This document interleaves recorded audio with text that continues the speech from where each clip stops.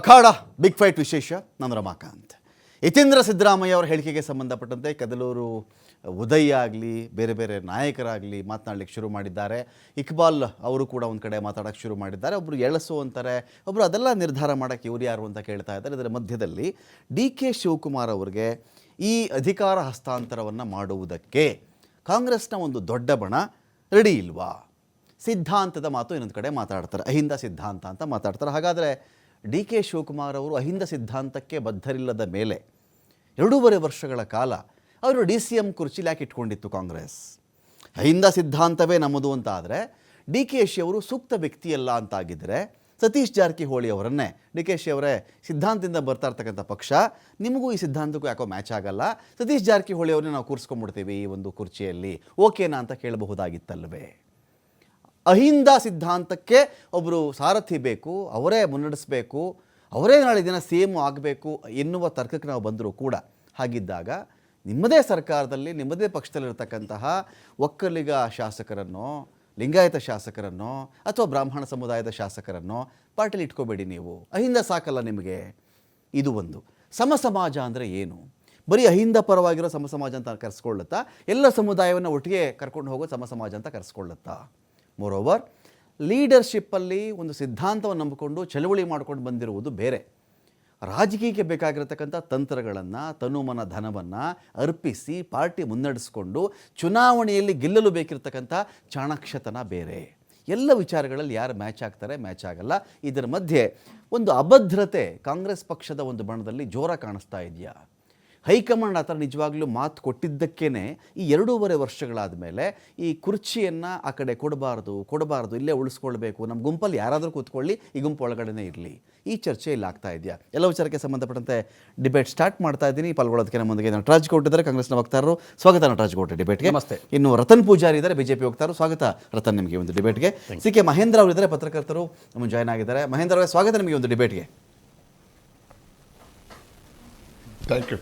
Okay, ಈಗ ನಟರಾಜ್ ಗೌಡ್ರು ಏನಿದು ಅಹಿಂದ ಸಿದ್ಧಾಂತ ಮುನ್ನಡೆಸಕ್ಕೆ ಬೇಕು, ಅಹಿಂದ ಸಿದ್ಧಾಂತ ಚಳವಳಿಗೊಬ್ಬ ನಾಯಕ ಬೇಕು ಅಂತ ಹೇಳಿದ್ರೆ ಒಂದು ಚಳವಳಿನ ಶುರು ಮಾಡಿಕೊಂಡು ಇದೇ ಸತೀಶ್ ಜಾರಕಿಹೊಳಿ ಅವ್ರನ್ನೋ ಅಥವಾ ಅದಕ್ಕೆ ಸೂಟ್ ಆಗ್ತಕ್ಕಂಥ ಯಾವುದೇ ಒಬ್ಬ ನಾಯಕನನ್ನು ಕಂಟಿನ್ಯೂ ಮಾಡಬಹುದಾಗಿತ್ತು. ಇದೊಂದು ಸರ್ಕಾರದ ವಿಚಾರ. ಇದು ಸರ್ಕಾರ, ನೀವು ಗೆಲ್ಲೋವರೆಗೂ ಪಾರ್ಟಿ, ಗೆದ್ಮೇಲೆ ಸರ್ಕಾರ. ಸೊ ಹಾಗಿದ್ದಾಗ ಇದರಲ್ಲಿ ಹುದ್ದೆ ಅಂತ ಬಂದಾಗ ಈ DK ಶಿವಕುಮಾರ್ ಅವರು ಯಾಕೆ ಬೇಡ? ಅಥವಾ ಬರೀ ಸಿದ್ಧಾಂತದ ವಿಚಾರ ಬಂದಿದ್ದಾಗ ಸಿದ್ಧಾಂತನೇ ಮಾಡ್ಕೊಳ್ಳಿ, ನಮಗೆಲ್ಲ ಪಾಠ ಮಾಡಬೇಕು, ಒಬ್ಬರು ಮೇಷ್ಟ್ರು ಬೇಕು, ಅಹಿಂದ ಸಿದ್ಧಾಂತ ಪಾಠ ಮಾಡೋಕೆ ಒಬ್ಬರು ಮೇಷ್ಟ್ರಿಲ್ಲ, ನಮಗೆ ಒಬ್ಬರು ಟೀಚ್ ಮಾಡೋಕ್ಕೆ ನಮಗೆ ಬೇಕು ಅಂದಾಗ ಈ ಒಂದು ಗ್ಯಾಂಗ್ಗೆ ಸತೀಶ್ ಜಾರಕಿಹೊಳಿ ಅವ್ರನ್ನ ಪ್ರೊಫೆಸರು ಲೆಕ್ಚರರು ಮಾಡಿಕೊಂಡು ಅದನ್ನು ಕಂಟಿನ್ಯೂ ಮಾಡ್ಕೊಳ್ಬಹುದು, ತಕರಾರಿಲ್ಲ ಅಂತ ಹೇಳಿದ್ಮೇಲೆ ವ್ಯವಸ್ಥಿತವಾಗಿ ಒಬ್ಬ ವ್ಯಕ್ತಿಯನ್ನು ಮುಖ್ಯಮಂತ್ರಿ ಕುರ್ಚಿಯಿಂದ ದೂರ ಇಡುವಂಥ ಒಂದು ಪ್ರಯತ್ನವಾಯಿತು. ಸಿದ್ಧಾಂತದ ನೆಪಾನ ಇದು ಅಂತ ಇಲ್ಲ ನೋಡಿ. ಮಾನ್ಯ DK ಶಿವಕುಮಾರ್ ಅವರು KPCC ಅಧ್ಯಕ್ಷರು. KPCC ಅಧ್ಯಕ್ಷರಾಗಿ 5.5 ವರ್ಷಗಳು ಕಳೀತು. ಆಗಲೂ ಕೂಡ ಒಂದು ಅಹಿಂದ ನಾಯಕತ್ವ ಮತ್ತು ಸಂಘಟನೆ ನಡೀತಾನೆ ಇದೆ. ಇದಕ್ಕಿಂತ ಮುಂಚೆ ಮಾನ್ಯ ದಿನೇಶ್ ಗುಂಡೂರಾವ್ ಅಧ್ಯಕ್ಷರಾಗಿದ್ದರು, ಅದಕ್ಕಿಂತ ಮುಂಚೆ ಡಾಕ್ಟರ್ G ಪರಮೇಶ್ವರ್ ಅವರಾಗಿದ್ದರು, ಅದಕ್ಕಿಂತ ಮುಂಚೆ ಮಾನ್ಯ ದೇಶಪಾಂಡೆ ಅವರಾಗಿದ್ದರು, ಅದಕ್ಕಿಂತ ಮುಂಚೆ ಮಾನ್ಯ ಖರ್ಗೆ ಅವರಾಗಿದ್ದರು. ಎಲ್ಲ ಸಮಯದಲ್ಲೂ ಕೂಡ ಈ ಅಹಿಂದ ಸಿದ್ಧಾಂತ ಇಟ್ಕೊಂಡು ಅಹಿಂದ ಯಾವ ಥರ ಶೋಷಿತ ವರ್ಗಗಳನ್ನು ರಾಜಕೀಯದಲ್ಲಿ ಮುಂಚೂಣಿಗೆ ತರಬೇಕು, ಸಾಮಾಜಿಕವಾಗಿ ಮುಂಚೂಣಿಗೆ ತರಬೇಕು ಅಂತೇಳಿ ಎಲ್ಲ ವರ್ಗಗಳನ್ನು ಸೇರಿಸಿ ಒಂದು ಸಂಘಟನೆಯನ್ನು ಮಾಡಿ ಅಹಿಂದ ಅಂತ ಹೇಳಿ ಮೊನ್ನೆ ಸಿದ್ದರಾಮಯ್ಯನವರು ಒಂದು ಸಂಘಟನೆಯನ್ನು ಮಾಡಿದ್ದಾರೆ. ಕಳೆದ 20 ವರ್ಷಗಳಿಂದ ನಾವು ಅದನ್ನು ಗಮನಿಸಿದ್ದೀವಿ. ಮೊನ್ನೆ ದೇವರಾಜು ಅರಸರ ಕಾಲದಲ್ಲಿ ಮಾತ್ರ ಒಂದು ಅಹಿಂದ ಅನ್ನೋ ಒಂದು ಪದವನ್ನು ಸೃಷ್ಟಿಯಾದದ್ದು, ಮತ್ತು ಆ ಸಮಯದಲ್ಲಿ ಒಂದು ಎಲ್ಲ ವರ್ಗಗಳಿಗೂ ಒಂದು ಮಾನ್ಯತೆ ಸಿಕ್ಕಿತ್ತು ಅನ್ನೋ ಒಂದು ಭಾವನೆ ಅವಾಗಲೂ ಇದೆ. ಈಗಲೂ ಕೂಡ ಮೊನ್ನೆ ಸಿದ್ದರಾಮಯ್ಯನವರು ಅದನ್ನೇ ಮಾಡಿರ್ತಕ್ಕಂಥದ್ದು. ಇಲ್ಲಿ ಕಾಂಗ್ರೆಸ್ ಪಕ್ಷದ್ದು ಮೊನ್ನೆ DK ಶಿವಕುಮಾರ್ ಅವರು ಅಹಿಂದ ನಾಯಕತ್ವಕ್ಕೆ ಗೌರವ ಕೊಡ್ತಾರಾ ಅಥವಾ ಸಿದ್ಧಾಂತಕ್ಕೆ ಬದ್ಧತೆ ಇದೆಯಾ ಅನ್ನೋ ಪ್ರಶ್ನೆ ಬರೋದೇ ಇಲ್ಲ. ಮೊನ್ನೆ DK ಶಿವಕುಮಾರ್ ಅವರ ಸಂಘಟನಾ ಚತುರತೆಯಿಂದ, ಅವರು ಕಾಂಗ್ರೆಸ್ ಪಕ್ಷದ ಸಿದ್ಧಾಂತವನ್ನು ಬಲವಾಗಿ ನಂಬಿರೋದ್ರಿಂದನೇ 4 ದಶಕಗಳ ಕಾಲ 3 ದಶಕಗಳ ಕಾಲ ಅವರು ಕಾಂಗ್ರೆಸ್ ಪಕ್ಷದಲ್ಲಿ ಎಲ್ಲ ಹುದ್ದೆಗಳನ್ನು ಅಲಂಕರಿಸಿ KPCC ಅಧ್ಯಕ್ಷರಾಗಿರೋದು, ಉಪಮುಖ್ಯಮಂತ್ರಿ ಆಗಿರೋದು. ಅವರ ಮೇಲೆ ಪ್ರಶ್ನೆ ಯಾರೂ ಮಾಡೋಕ್ಕೆ ಸಾಧ್ಯ ಆಗಲ್ಲ. 100% ಲಾಯಲ್ ಟು ದಿ ಪಾರ್ಟಿ, 100% ಐಡಿಯಾಲಜಿಗೆ ಕೋರ್ ಆಗಿ ಬದ್ಧತೆ ಇರೋದಕ್ಕೆ ಸಂಘಟನೆ ಚೆನ್ನಾಗಿ ಮಾಡಕ್ಕೆ ಸಾಧ್ಯ. ಪಕ್ಷ ಕೆಟ್ಟಕ್ಕೆ DKಶಿ ಬೇಕು, ಮುಖ್ಯಮಂತ್ರಿ ಹುದ್ದೆಗಾದರೆ DKಶಿ ಬೇಡ, ಸ್ವಲ್ಪ ಅಲರ್ಜಿ ಆಗಿಬಿಡುತ್ತಾ ಅವಾಗ ಪಾರ್ಟಿಗೆ? ನೋಡ್ರಿ, ಸಂಘಟನೆಯಿಂದ ಏನಾಗುತ್ತೆ ಗೊತ್ತಾ? ಒಂದು ಸಾಮೂಹಿಕ ನಾಯಕತ್ವದಲ್ಲಿ ಚುನಾವಣೆಯನ್ನು ಮಾಡ್ತೀವಿ. ಮಾನ್ಯ ಮಲ್ಲಿಕಾರ್ಜುನ್ ಖರ್ಗೆ ಅವರು, ಮಾನ್ಯ ಸಿದ್ದರಾಮಯ್ಯನವರು, ಮಾನ್ಯ ಡಿ ಕೆ ಶಿವಕುಮಾರ್ ಅವರು, ಇನ್ನುಳಿದಂತೆ ಬಹಳ ಜನ ಎಂ ಬಿ ಪಾಟೀಲ್ ಆಗ್ಬೋದು, ಎಚ್ ಕೆ ಪಾಟೀಲ್ ಆಗ್ಬೋದು, ಈಶ್ವರ್ ಖಂಡ್ರೆ ಆಗ್ಬೋದು, ಸತೀಶ್ ಜಾರಕಿಹೊಳಿ, ರಾಮಲಿಂಗ ರೆಡ್ಡಿ, ಕೃಷ್ಣ ಬೈರೇಗೌಡರು, ದಿನೇಶ್ ಗುಂಡೂರಾವ್, ನಮ್ಮಲ್ಲಿ ಅಗಣಿತ ನಾಯಕರು, ಡಾಕ್ಟರ್ ಜಿ ಪರಮೇಶ್ವರ್ ಅವರು ಕೂಡ ಅಗಣಿತ ನಾಯಕರು, ನಮ್ಮಲ್ಲಿ ಎಲ್ಲ ಸಾಮರ್ಥ್ಯ, ಕ್ಷಮತೆ, ಅನುಭವ, ಜ್ಞಾನ, ಹಿರಿತನ ಎಲ್ಲ ಒಂದು ಇಟ್ಕೊಂಡಿರ್ತಕ್ಕಂಥವ್ರು ಒಟ್ಟಾಗಿ ಹೋದಾಗಲೇ ಸರ್ಕಾರ ಬರಕ್ಕೆ ಸಾಧ್ಯ ಆಗಿದ್ದು. ಎಲ್ಲಾ ವರ್ಗದವರಾಗಿ ಸರ್ಕಾರ ಬಂದಿದೆ. ಆಮೇಲೆ ಮುಖ್ಯಮಂತ್ರಿ ಇವರು ಒಬ್ಬರಾಗಿದ್ದ ತಕ್ಷಣ ಮುಖ್ಯಮಂತ್ರಿ ಒಬ್ಬರಾಗಿದ್ದ ತಕ್ಷಣ ಅಹಿಂದ ಅಂತ ಬಂದ ತಕ್ಷಣ ಗೌಡ್ರೆ, ಈಗ ಅಹಿಂದ ಅಂತ ಬಂದಾಗ ಒಂದು ಸಿದ್ಧಾಂತವನ್ನ, ಒಂದು ಚಳವಳಿಯನ್ನ ಮುನ್ನಡೆಸುವುದಕ್ಕೆ ಅಹಿಂದದ ಸಮುದಾಯಗಳ ಒಳಗಿನ ಜಾತಿಯ ಒಬ್ಬ ನಾಯಕನೇ ಬೇಕಾಗ್ತಾನ, ಅಥವಾ ಬೇರೆ ಅದ ಜಾತಿಯಿಂದ ಬೇರೆ ಆಗಿರಬಹುದು ಪಕ್ಷ ಸಂಘಟನೆ? ನಿಮ್ಗೆ ಅಹಿಂದ ಸೂತ್ರ ಎಲ್ಲ ಹೇಳಿದ್ರಲ್ಲ, ಈಗ ತಳ ಸಮುದಾಯ, ಆ ಸಮಾಜ, ಈ ಸಮಾಜ ಇದೆಲ್ಲ ಮುನ್ನಡೆಸಕ್ ಬೇಕು ಅಂದಾಗ ಎಲ್ಲದಕ್ಕೂ ಒಂದೇ ಉತ್ತರ ಇರೋದು, any party, any political party ಏನು ಅಂತ ಬಿ ಫಾರ್ಮ್. ಅದು ಬಿ ಫಾರ್ಮ್ ಅಷ್ಟೇ. ಉಳಿದೆಲ್ಲ ಕಥೆಗಳು, ಉಳಿದೆಲ್ಲ ಸ್ಟೋರಿಗಳು, ಕಥೆಗಳು ಕೇಳಕ್ಕೆ ಅದ್ಭುತವಾಗಿರ್ತವೆ, ಅಮೋಘವಾಗಿರ್ತವೆ. ಅಲ್ಟಿಮೇಟ್ಲಿ ಕಾಂಗ್ರೆಸ್ ಹೈಕಮಾಂಡ್ ನಿಮಗೆ ಬಿ ಫಾರ್ಮ್ ಕೊಡುತ್ತೆ. KPCCಗೆ ಆ ಚುನಾವಣಾ ಸಂದರ್ಭದಲ್ಲಿ ಯಾರು ಅಧ್ಯಕ್ಷ ಆಗಿರ್ತಾನೋ ಬಿ ಫಾರ್ಮ್ ಕಂತೆ ಇಟ್ಕೊಂಡು ಕೂತ್ಕೋತಾನೆ. ಕೊಟ್ಟ ತಕ್ಷಣ ಕೆಲವು ಸರಿ ಬೇರೆ ಬೇರೆ ಫಾರ್ಮ್ಗಳು ಕೊಡ್ತೀರಾ, ಕೊಟ್ಟ ತಕ್ಷಣ ಪೂಜೆ ಮಾಡಿಸ್ಬಿಟ್ಟು ಆಮೇಲೆ ನೀನು ಬೇಡ ಕಣಿಯ, ನೀನು ಸುಮ್ಮನೆ ಕಿತ್ತಾಡಬೇಡ, ಇಟ್ಕೋ, ನೀನು ಹೋಗಪ್ಪ, ನೀನು ನಾಮಿನೇಷನ್ ಫೈಲ್ ಮಾಡು ಅಂತ ಎಂಬಲ್ಲಿಗೆ ಮುಗಿದ ಸ್ಟೋರಿ. ಬಿ ಫಾರ್ಮ್ ಅಷ್ಟೇ. ರಾಜಕೀಯವಾಗಿ ನ್ಯಾಯ, ಸಮಾಜ ಎಲ್ರಿಗೂ ನಾವು ಆದ್ಯತೆ ಕೊಡ್ತೀವಿ ಅನ್ನೋದು ಬಿ ಫಾರ್ಮ್ಗೆ ಎಂಡ್ ಆಗಿಬಿಡುತ್ತೆ. ಈ ಥಿಯರಿ ಅಂತೆಲ್ಲ ಬಂದಾಗ ಅಧ್ಯಕ್ಷನ್ ಮಾಡಕ್ಕೆ ನಿಮಗೆ ಡಿ ಕೆ ಶಿವಕುಮಾರ್ ಬೇಕು, CM ಮಾಡಕ್ಕೆ ಶಿವಕುಮಾರ್ ಬೇಡ ಅಂದ್ರೆ ಇದ್ಯಾವ ತರ ಇದು? ಈಗ ನಾನು ನಿಮ್ಗೆ ಅದನ್ನೇ ಹೇಳಕ್ ಅದಕ್ಕೆ ಅಧ್ಯಕ್ಷನ ಹುದ್ದೆಗೆ ಅಹಿಂದ ಸಿದ್ಧಾಂತ ಗಡ್ಡಿ ಆಗಿಲ್ವಾ? ನಾನು ನಿಮ್ಗೆ ಏನು ಹೇಳ್ಕೊಳ್ತೆ ಅಂದ್ರೆ, ಇದೇ ರೀತಿ ಎಲ್ಲಾ ನಾಯಕತ್ವವನ್ನು ಸೇರಿಸ್ಕೊಂಡೇ ಸರ್ಕಾರ ಬಂದಿರತಕ್ಕಂಥದ್ದು. ಸರ್ಕಾರ ಬಂದಾಗ ಎಲ್ಲಾ ನಾಯಕರು ಕ್ಷಮತೆ, ಸಾಮರ್ಥ್ಯ ಹೊಂದಿರತಕ್ಕಂಥವ್ರು ಹಿರಿಯರಾದ್ರೂ ಕೂಡ ಒಬ್ರು ಒಂದು ಅವಕಾಶ ಸಿಗುತ್ತೆ ಮುಖ್ಯಮಂತ್ರಿ ಆಗ್ಲಿಕ್ಕೆ, ಇನ್ನೊಬ್ಬರಿಗೆ ಮಂತ್ರಿಗಳಾಗ್ಲಿಕ್ಕೆ ಬೇರೆ ಬೇರೆ ಅವಕಾಶಗಳು ಸಿಗ್ತವೆ. ಹಾಗಾಗಿ ಮುಖ್ಯಮಂತ್ರಿ ಇವ್ರಾಗಕ್ಕಾಗಲ್ವಾ, ಪರಮೇಶ್ವರ್ ಆಗಕ್ಕಾಗಲ್ವಾ, ಮಾನ್ಯ ಡಿ ಕೆ ಶಿವಕುಮಾರ್ ಆಗಕ್ಕಾಗಲ್ವಾ ಅಂತ ನೀವು ಹೇಳಿದ್ರೆ ಕೂಡ ಅವರೆಲ್ಲರಿಗೂ ಸಾಮರ್ಥ್ಯ ಇದೆ. ಅವ್ರಿಗೆ ಸಮೀಪದ ಪ್ರತಿಸ್ಪರ್ಧಿ ಕೇಳ್ತಾ ಇದೀವಿ ಗೌಡ್ರೆ, ಸಮೀಪದ ಪ್ರತಿಸ್ಪರ್ಧಿ CM ಹುದ್ದೆಗೆ ಆಯ್ತು 50 ಜನ ಹೇಳ್ಬೋದು, ನಾನು ಅದನ್ನ ಕೇಳ್ತಿಲ್ಲ. ಈ ಹುದ್ದೆಗೆ ಸಮೀಪದ ಪ್ರತಿಸ್ಪರ್ಧಿ ಯಾರಿದ್ದಾರೆ? ಖಂಡಿತವಾಗಿ ನೀವು ಹೇಳೋದಕ್ಕೆ ಸತ್ಯ ಇದೆ. ನಿಯರೆಸ್ಟ್ ಕಂಟೆಂಡರ್ ಕೇಳ್ತಾ ಇದ್ದೀನಿ. ಮಾನ್ಯ ವಿರೋಧ ಪಕ್ಷದ ನಾಯಕರಾಗಿ ಮಾನ್ಯ ಸಿದ್ದರಾಮಯ್ಯನವರಿದ್ರು, KPCC ಅಧ್ಯಕ್ಷರಾಗಿ ಮಾನ್ಯ ಡಿ ಕೆ ಶಿವಕುಮಾರ್ ಇದ್ರು. ಖಂಡಿತವಾಗಿ ನೀವು ಹೇಳೋದು ಸಹಜವಾಗಿದೆ ಇವರಿಬ್ರು ಮುಖ್ಯಮಂತ್ರಿಗಳಿಗೆ ಅರ್ಹರು ಅಂತ ಬರ್ತದೆ. ಅದಲ್ಲದೆ ಕೂಡ ಶಾಸಕಾಂಗ ಪಕ್ಷ ಸಭೆಯಲ್ಲಿ ಯಾರು ಶಾಸಕರ ಬೆಂಬಲವನ್ನು ಪಡ್ಕೊಂತಾರೆ, ಹೈಕಮಾಂಡ್ ಮುದ್ರೆ ಬರ್ತದೆ, ಅವರೇ ಮುಖ್ಯಮಂತ್ರಿಗಳು. ಹೈಕಮಾಂಡ್ ಮುದ್ರೆ ಅಂತ ಹೇಳಿ ಸುಮ್ಮನೆ ಶಾಸಕಾಂಗ ಸಭೆಯಲ್ಲಿ ಎಲ್ಲರ ಎರಡು ರಾಷ್ಟ್ರೀಯ ಪಕ್ಷ ಸೇರಿಸಿ ಹೇಳ್ತಾ ಇಲ್ಲ. ಹೈಕಮಾಂಡ್ ಹೇಳಿದ್ರೆ ಶಾಸಕರುಗಳ ಜೈ ಅಂತಾರೆ. ನಮ್ಗೆ ಈಗ ಅದನ್ನ ಮುಂಚೆ ಇತ್ತು, ಪೊಲಿಟಿಕಲ್ ಸೈನ್ಸ್ ಪಾಠ ಇದ್ದಾಗ ಇಲ್ಲ ರಮಾಕಾಂತ್ ಅದು 20 ವರ್ಷ ಮುಂಚೆ ಇತ್ತಂತೆ. ನೀವು ಹೇಳ್ದಂಗೆ ಹೈಕಮಾಂಡ್ ತೀರ್ಮಾನ ಮಾಡಿ ಹೇಳ್ತಿತ್ತಂತೆ. ಕಳೆದ 20 ವರ್ಷ ರಾಹುಲ್ ಗಾಂಧಿ ಅವರು 2004ರಲ್ಲಿ ಪಾದಾರ್ಪಣೆ ಮಾಡಿದ ನಂತರ ಇಲ್ಲಿ ನಮ್ಮಲ್ಲಿ ಡೆಮೊಕ್ರಾಟಿಕ್ ಸಿಸ್ಟಮ್ಸ್ ಜಾಸ್ತಿ ಇದೆ. ಶಾಸಕಾಂಗ ಪಕ್ಷ ಸಭೆಯಲ್ಲಿ ಶಾಸಕರು ಯಾರಿಗೆ ಬೆಂಬಲ ಕೊಡ್ತಾರೆ ಮತ್ತೆ ಹೈಕಮಾಂಡ್ ಮುದ್ರೆ ಒತ್ತಿ ಮುಖ್ಯಮಂತ್ರಿ ಆಗ್ತಾರೆ. ಮಾನ್ಯ ಡಿ ಕೆ ಶಿವಕುಮಾರ್ ಮುಖ್ಯಮಂತ್ರಿ ಅರ್ಹರಲ್ಲ ಅಂತ ಕೇಳಿ ಸಂಪೂರ್ಣ ಅರ್ಹರಿದ್ದಾರೆ, ಅವರೊಳಗೆ ಎರಡನೇ ಡೌಟೇ ಬೇಡ. ನಾವು ನೀವು ಅವ್ರು ಆಗ್ಬಿಟ್ಟಿದ್ದಾರೆ, ಇವ್ರು ಯಾಕೆ ಆಗ್ಬಾರ್ದು ಅನ್ನೋದಕ್ಕೆ ಉತ್ತರ ಸಿಗೋದಿಲ್ಲ. ಈಗ ಈ ಜಿಜ್ಞಾಸೆಗಳಿಗೆ ಈ ಥರದ್ದು ವಿಷಯಗಳು ಬಂದಾಗೆಲ್ಲ ಬಿಜೆಪಿ ತುಂಬ ಖುಷಿ ಪಡ್ತಾ ಇರ್ತಾರೆ. ಅದು ಅಶೋಕ್ ಅವರು, ವಿಜಯೇಂದ್ರ ಅವರು ತುಂಬ ಅದ್ರ ಬಗ್ಗೆ ಮಾತಾಡ್ತಿರ್ತಾರೆ. ಅದಕ್ಕೆ ಮಹದೇವಪ್ಪನವರು ಇವತ್ತು ಹೇಳ್ತಾ ಇದ್ರು, ತುಪ್ಪ ಸುರಿಯಕ್ಕೆ ಕಾಯ್ತಾ ಇರ್ತಾರೆ ಇವರು ಬೆಂಕಿಗೆ. ಇನ್ನೇನಿದೆ, ನಮ್ಮ ಕ್ಯಾಬಿನೆಟ್ನ ಯಾರು ಡಿಸೈಡ್ ಮಾಡಬೇಕು ಅಂತ BJP ಡಿಸೈಡ್ ಮಾಡ್ತಾರೆ ಹೀಗೆ ಅಂತ ಹೇಳ್ತಿದ್ರು. ಇದನ್ನು BJP ಏನೋ ಒಂದು ಪಾರ್ಟಿಲಿ ಗೊಂದಲ ಇದೆ, ಈ ಸರ್ಕಾರ ದೊಡ್ಡ ಗೊಂದಲ ಎದ್ದುಬಿಟ್ಟಿದೆ, 136 140 ಸೀಟ್ಗಳು ತೊಗೊಂಡ ಮೇಲೂ ಒಂದು ಅಸ್ಥಿರತೆ ಇದೆ ಅನ್ನೋ ಒಂದು ಸಂದೇಶವನ್ನು ಕೊಡೋಕ್ಕೆ ನೀವು ತುದಿಗಾಲ ನಿಂತಿರ್ತೀರಾ ಅಂತ. ಅಲ್ಲ, ಅವರು BJPಯವರು ತುಪ್ಪ ಸುರಿಯೋಕ್ಕೋಸ್ಕರ ಕಾಯ್ತಿದ್ದಾರೆ ಅಂತ ಟೀಕೆ ಮಾಡುವಾಗ ತುಪ್ಪ ಸುರಿಯೋಕೆ ಅವಕಾಶ ಮಾಡಿಕೊಳ್ಳುತ್ತೆ ಇರುವಂಥವ್ರು ಯಾರು? ಬೆಂಕಿ ಹಚ್ತಾ ಇರೋರು ಯಾರು ಇಲ್ಲಿ ಅಂತ ಅಲ್ವಾ? Correct, agri. ಯಾಕೆ ಅವರು ಆ ಒಂದು ಅವಕಾಶವನ್ನು ಯಾಕೆ ಮಾಡಿಕೊಡ್ಬೇಕು ಅಂತ, ಅದು ನೀವು ಹೇಳಿದ ಪ್ರಶ್ನೆಗೆ ಒಂದು ಉತ್ತರವಾಗಿ ಹೇಳಿದ್ದೀನಿ ಅಷ್ಟೇ. ಬಿಟ್ಟರೆ ನೋಡಿ ಸರ್, ಈ 136 ಸೀಟ್ ತಗೊಂಡು ಇವರಿಗೆ 140 ಇದೆ. ಒಬ್ಬರು ಮುಖ್ಯಮಂತ್ರಿ ಇದ್ದಾರೆ, ಇನ್ನೊಬ್ರು ಮುಖ್ಯಮಂತ್ರಿ ಆಗ್ಬೇಕಂತಿದ್ದಾರೆ. ಅದ್ರ ಮಧ್ಯೆ ಇನ್ನೊಬ್ರು ಹೇಳ್ತಾರೆ ಅವರಲ್ಲ, ಇವರಿಬ್ಬರು ಅಲ್ಲ, ಇನ್ನೊಬ್ರು ಮುಖ್ಯಮಂತ್ರಿ ಅಂತ ಇದ್ದಾರೆ. ಹಂಗೆ ಇನ್ನು 3-4 ಜನ ಬೇರೆ ಬೇರೆಯವರು ಟವಲ್ ಆಗ್ತಾ ಇದ್ದಾರೆ. ಸೊ ಇದು ಕಾಂಗ್ರೆಸ್ ಪಕ್ಷದ ಆಂತರಿಕ ಕಚ್ಚಾಟ. ಓಕೆ, ಅದ್ರ ಬಗ್ಗೆ ನಮಗೇನು ತಕರಾರಿಲ್ಲ. ಆದರೆ ನಾವು ಹೇಳ್ತಿರುವಂಥದ್ದು ಏನು ಅಂತ ಹೇಳಿದ್ರೆ, ಇವರ ತಕರಾರು ಒಳಗಡೆ ರಾಜ್ಯದ ಜನತೆ ಅವರ ಒಂದು ಬವಣೆ ಹೆಂಗಾಗ್ಬಿಟ್ಟಿದೆ ಅಂತ ಹೇಳಿದ್ರೆ ಬಹಳ ಅಧ್ವಾನ ಆಗ್ಬಿಟ್ಟಿದೆ. ಏನಂತ ಹೇಳಿದ್ರೆ, ಗಂಡ ಹೆಂಡತಿ ಜಗಳದಲ್ಲಿ ಕೂಸು ಬಡವಾಯಿತು, ತಬ್ಲಿ ಆಯಿತು ಅಂತ ಹೇಳ್ತಾರೆ. ಹಾಗೇನೆ ನೋಡಿ ಸರ್, ಕರ್ನಾಟಕದಲ್ಲಿ ಎಷ್ಟೊಂದು ತೊಂದರೆಗಳಿವೆ, ಎಷ್ಟೊಂದು ಸಮಸ್ಯೆಗಳಿವೆ. ಅದ್ರ ಬಗ್ಗೆ ಒಂದಿನಾದರೂ CM ಇರ್ಬೋದು, ಮಾನ್ಯ CM ಇರ್ಬೋದು, ಮಾನ್ಯ ಡಿ ಕೆ ಶಿವಕುಮಾರ್ ಅವರು ಇರ್ಬೋದು, ಸಚಿವರುಗಳಿರ್ಬೋದು, ಇಲ್ಲ ರೀ ನಾವು ಇಷ್ಟೊಂದು ಅಭಿವೃದ್ಧಿ ಮಾಡಿದ್ದೀವಿ, ನಮಗೆ ಅವಕಾಶ ಕೊಡಿ ಅಂತ ಹೇಳಿದಾರ, ಅಥವಾ ನಾವು ಇಷ್ಟೊಂದು ಅಭಿವೃದ್ಧಿ ಮಾಡ್ತಿದ್ದೀವಿ ಅಂತ ರಿಪೋರ್ಟ್ ಕಾರ್ಡ್ ಇಡ್ತಾ ಇದ್ದಾರಾ? ದಿನಾ ಬೆಳಿಗ್ಗೆ ಎದ್ದದಿದ್ರೆ ಇವರದ್ದು CM ನಾನೇ 5 ವರ್ಷ, ಅಂತ ಹೇಳೋದು, ಅವ್ರ ಜೊತೆಲಿರೋರೆಲ್ಲ ಹೌದೌದು ಇವರೇ CM ಅಂತ ಹೇಳೋದು. ಅದಕ್ಕೆ ಆಪೋಸಿಟ್ ಇಲ್ಲಲ್ಲ CM ಇನ್ನೊಬ್ರು ಆಗ್ತಾರೆ ಅಂತ ಹೇಳುವಂಥದ್ದು. ಅವರ ಪರ ಇರುವಂಥವರೆಲ್ಲ ಅದನ್ನ ಇದು ಎಂಡೋರ್ಸ್ ಮಾಡುವಂಥದ್ದು. ದಿನ ಬೆಳಗ್ಗೆ ಇದೇ ಆಗಿ ಹೋಯ್ತು ಬಿಟ್ರೆ Fine. ಒಂದೇ ಒಂದು ಚೂರು ಅಭಿವೃದ್ಧಿ ಕಡೆ focus ಇಲ್ಲ ಇವ್ರದ್ದು. ಇಲ್ಲ. ಮಹೇಂದ್ರ, ಹಾಗಾಗಿ ನಾವು ಕೈ ಮುಗಿದು ಕಾಂಗ್ರೆಸ್ನವರಿಗೆ ಕೇಳ್ಕೊಳ್ಳುವಂಥದ್ದು, ನಿಮ್ಮ ಆಂತರಿಕ ಕಚ್ಚಾಟವನ್ನು ನೀವು ಬಗೆಹರಿಸಿಕೊಂಡು ದಯವಿಟ್ಟು ರಾಜ್ಯದ ಜನತೆಗಾಗಿ ಅಭಿವೃದ್ಧಿಯ ಕೆಲಸವನ್ನ ಮಾಡಿ, ಅವರ ಏನು ತೊಂದರೆಗಳಿವೆ ಅದನ್ನ ನಿವಾರಿಸಿ ಅಂತ ಹೇಳ್ಕೊಂಡು ಕೈ ಮುಗಿದು ರಾಜ್ಯದ ಜನತೆಯ ಪರವಾಗಿ ಕಾಂಗ್ರೆಸ್ ಸರ್ಕಾರದಲ್ಲೂ ಒಂದು ನಾಯಕರುಗಳನ್ನ ಕೇಳ್ಕೊಳ್ತಾ ಮಹೇಂದ್ರ ಅವರೇ, ರತನ್ ಅವರ ಮಾತನ್ನ ನಾನು ಕಂಟಿನ್ಯೂ ಮಾಡೋದಾದ್ರೆ, ಆ ಒಂದು ವಾದದ ಎಳೆಯಲ್ಲಿ ನಾನು ಕಂಟಿನ್ಯೂ ಮಾಡೋದಾದರೆ, ಹಿಂದೆ ಕೂಡ ಈ ಸಿದ್ದರಾಮಯ್ಯನವರು ಮುಖ್ಯಮಂತ್ರಿ ಆಗಲಿಕ್ಕಿಂತ ಮುಂಚಿನ ಅವಧಿ ಬಗ್ಗೆ ನಾನು ಮಾತಾಡೋದಾದರೆ ಹೆಚ್ಚು ಕಡಿಮೆ 3 ಜನ ಮುಖ್ಯಮಂತ್ರಿಗಳಾದರು. ಯಡಿಯೂರಪ್ಪನವರು ಆಯ್ಕೆ ಆಗಿದ್ದರು, ಕುಮಾರಸ್ವಾಮಿ ಅವರು ರೂಲ್ ಮಾಡಿದ್ರು. ಇದಾದಮೇಲೆ ಲಾಸ್ಟಲ್ಲಿ ಯಡಿಯೂರಪ್ಪನವ್ರು ಬೇಡ ಅಂತ ಹೇಳಿ ಬೊಮ್ಮಾಯಿ ಅವ್ರಿಗೂ ಕೂಡ ಅಧಿಕಾರವನ್ನು ಕೊಡಲಾಯಿತು ಅಂತ ಅಂದ್ಕೊಳ್ಳೋಣ ನಾವು. ಫಸ್ಟು ಕುಮಾರಸ್ವಾಮಿ, ಆಮೇಲೆ ಯಡಿಯೂರಪ್ಪನವರು, ಬೊಮ್ಮಾಯಿ ಅಂತ ಅಂದ್ಕೊಂಡ್ರು ಕೂಡ ನಾವು. ಮುಖ್ಯಮಂತ್ರಿಗಳ ಬದಲಾವಣೆ ರಾಜ್ಯದ ಅಭಿವೃದ್ಧಿಗೆ ಮಾರಕ, ಅಭಿವೃದ್ಧಿ ಕಡೆಗೆ ಫೋಕಸ್ ಇಲ್ಲ.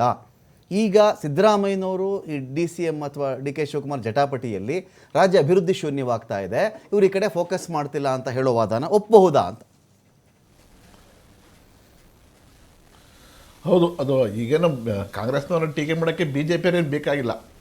ಇವತ್ತು ನೀವು ಇಕ್ಬಾಲ್ ಹುಸೇನ್ ಅವರ ಸ್ಟೇಟ್ಮೆಂಟು ಮತ್ತೆ ನಮ್ಮ ಮದ್ದೂರು ಶಾಸಕರಾದಂಥ ಉದಯ್ ಅವರ ಸ್ಟೇಟ್ಮೆಂಟ್ ಗಮನಿಸಿದ್ರೇ ಪ್ರತಿಪಕ್ಷ ಬೇಕಾಗಿಲ್ಲ, ಅವರೇ ಆ ಕೆಲಸನ ಮಾಡ್ತಿದ್ದಾರೆ, ಅಚ್ಚುಕಟ್ಟಾಗಿ ಮಾಡ್ತಿದ್ದಾರೆ ಅಂತ ಅನ್ಸುತ್ತೆ.